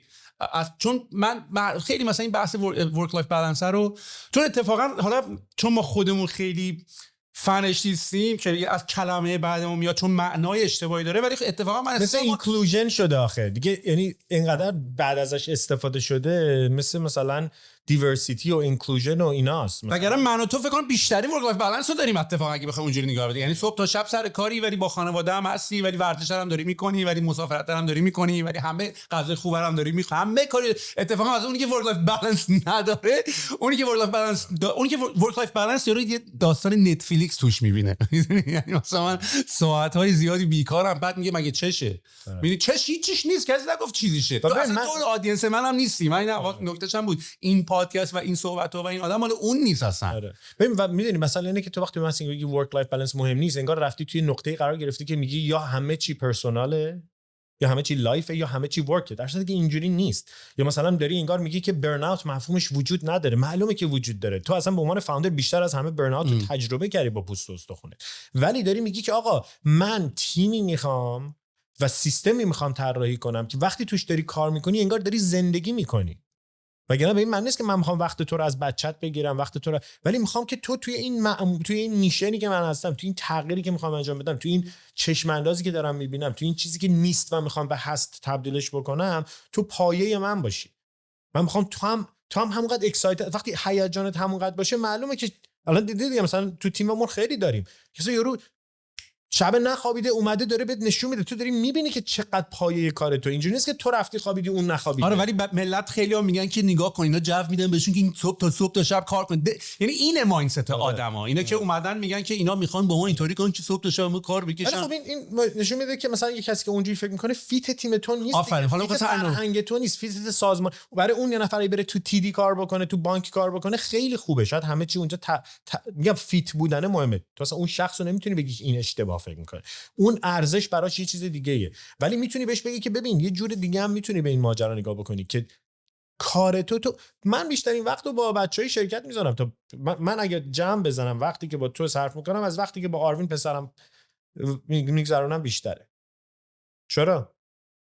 هست دیگه. ولی من کل این یه پروژه از آروین و تو و اینا همه پروژه زندگی منه. من همونقدر که هیجان زده برای بهتر بودن برای بچه‌هام هم هستم. واسه همین وقتی که با بچه‌هام آره موبایل دستم نیستش به حرفش گوش نکنم. این برای من ورک لایف بالانسه. اون لحظات موبایلت پایین باشه، وقتشو با بچه‌ت کوالیتی تایم 2 ساعت کوالیتی تایم به جای 4 ساعت همینطوری تایم الکی. نکته خیلی جالبی رو اشاره کردید، میخوام یکم بهش بپردازیم چون اینا بزرگترین یادگیریایی که ما الان داریم.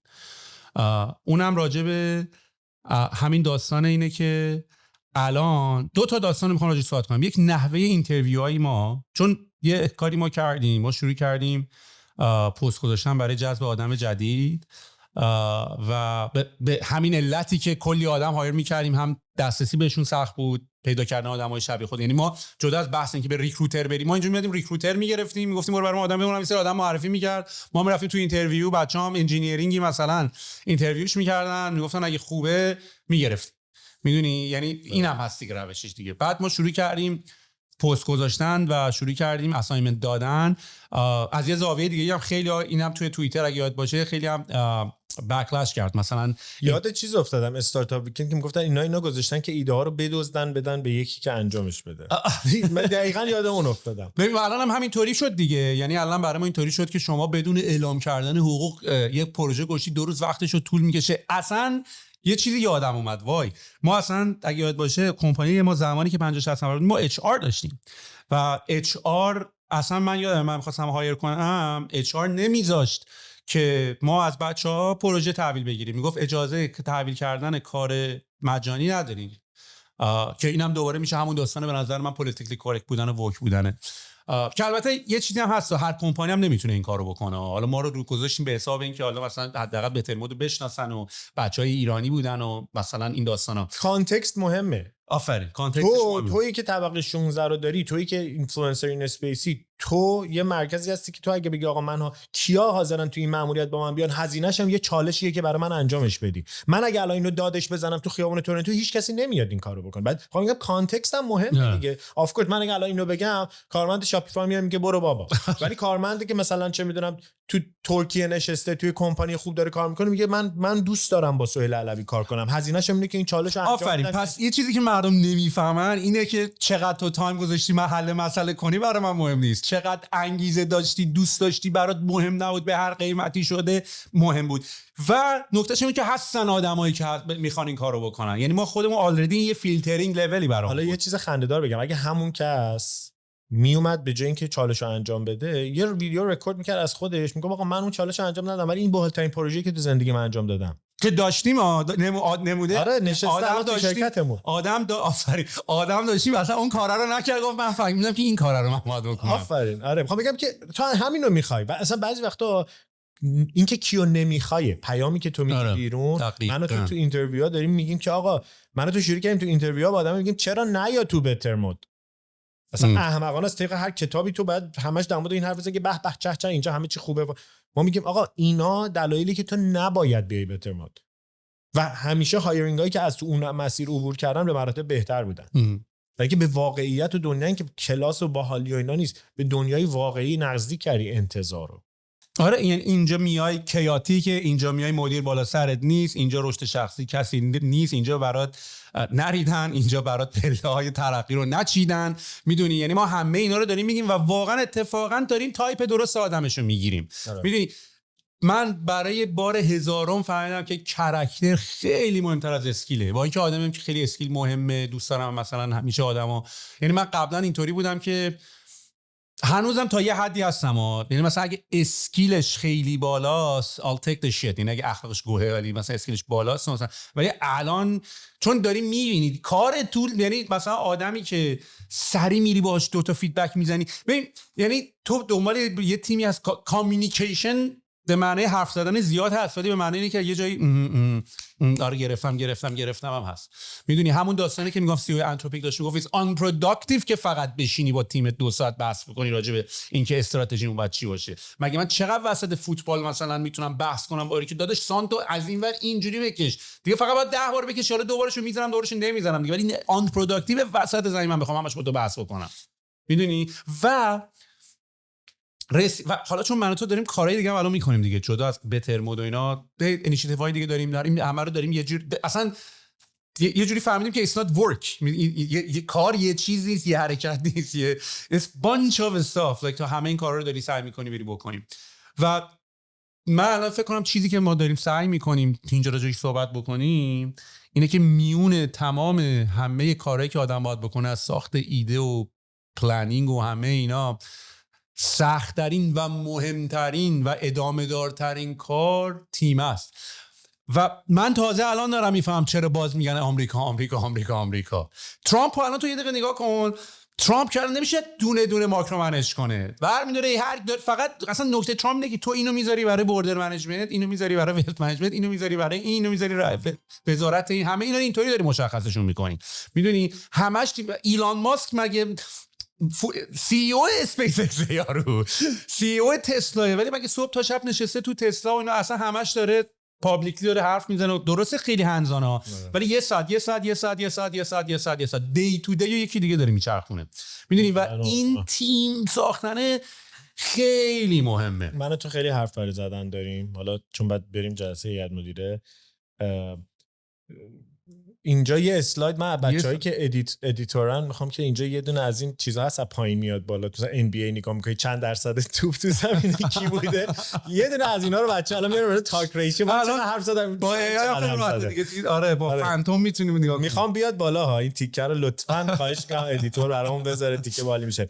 ولی آره بیشتر صحبت بکنیم، شاید اصلا من تو یه چیز دیگه هم لانچ بکنیم که جدا از مهمونای باحالی که طبقه 16 میاری، گپ و گفتایی که با هم میزنیم هم ببین من یه چیزی بگم این اپیزود الان اپیزودی نیست که تو الان با صحبت کردم بری تا 2-3 سال دیگه ها، یعنی این تازه فکر کنم فقط گرم کردیم، چون من واقعا گرم کردیم. یعنی من اصلا سوالایی که الان راجع به هایرینگ میخوام تکنیکالی راجع به هایرینگ بپرسم، تکنیکالی میخواستم چون الان بچهای ایرانی تو کانادا زیادن، یه جوری که تو ونکوور هم بودیم شنیدیم که یواش یواش داره تعداد بچه‌ها، یعنی استارتاپ سینه داره از خود استارتاپ سینه ایران گنده تره اینجا. پس عدد 5 رو کامنت کنید.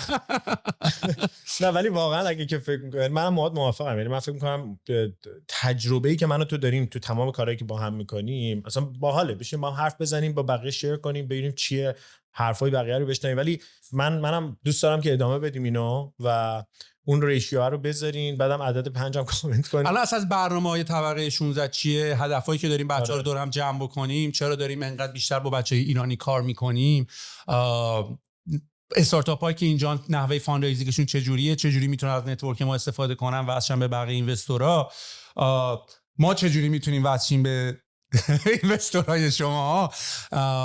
همه اینا یه بحثاییه که ما الان روشون کار میکنیم و من اینو میذارمش به حساب دستگرمی.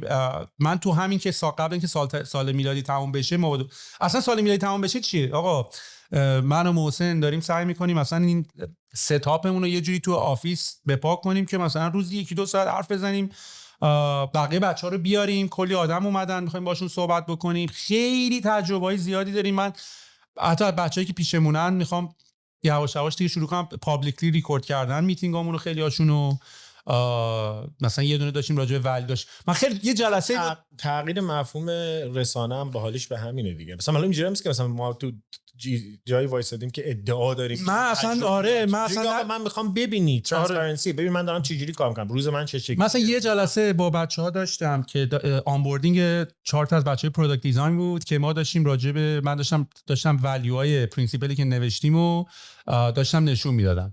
بعد توی اون ما انقدر داشتیم بحث می‌کردیم راجع به دونه اینجوری هم که ای کاش من این سشن رو ریکورد کردم و دوباره تو آنبوردینگ بعدی سعی می‌کنم سشن‌ها رو ریکورد کنم پابلیکلی بذاریم بالا. مثلا ما کلا دنبال اینیم که بیشتر از اتفاقاتی که داره توی دنیامون میفته به بقیه نشون بدیم، نه برای اینکه مثلا احساس لیدرشپ تو این فضا داریم، ولی برای اینه که نشون بدیم بقیه هم نشون بدن. من به نظرم یه کاریه که بقیه هم باید بکنن. بعدش هم یه کار یکی اینطوری هم که چون داریم اکسپوز می‌کنیم خودمون رو آدمای شبیه‌تر هم پیدا می‌کنیم، اونا میان سمتمون دیگه. میشه همین کاری که الان داریم می‌کنیم که به این نتیجه رسیدیم که آقا از نتورک خودمون برای هایرینگ استفاده کردن خیلی مهمه. اصلا اینا میشه لورج ما الان اینا، میدونی؟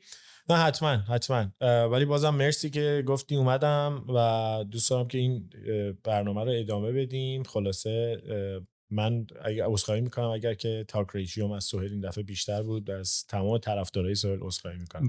منم آقا بچه‌ها ما قرار ما نمی‌خواستیم پادکست تمام کنیم، ما فقط یه 4 دقیقه دیگه جلسه هیئت مدیره داریم که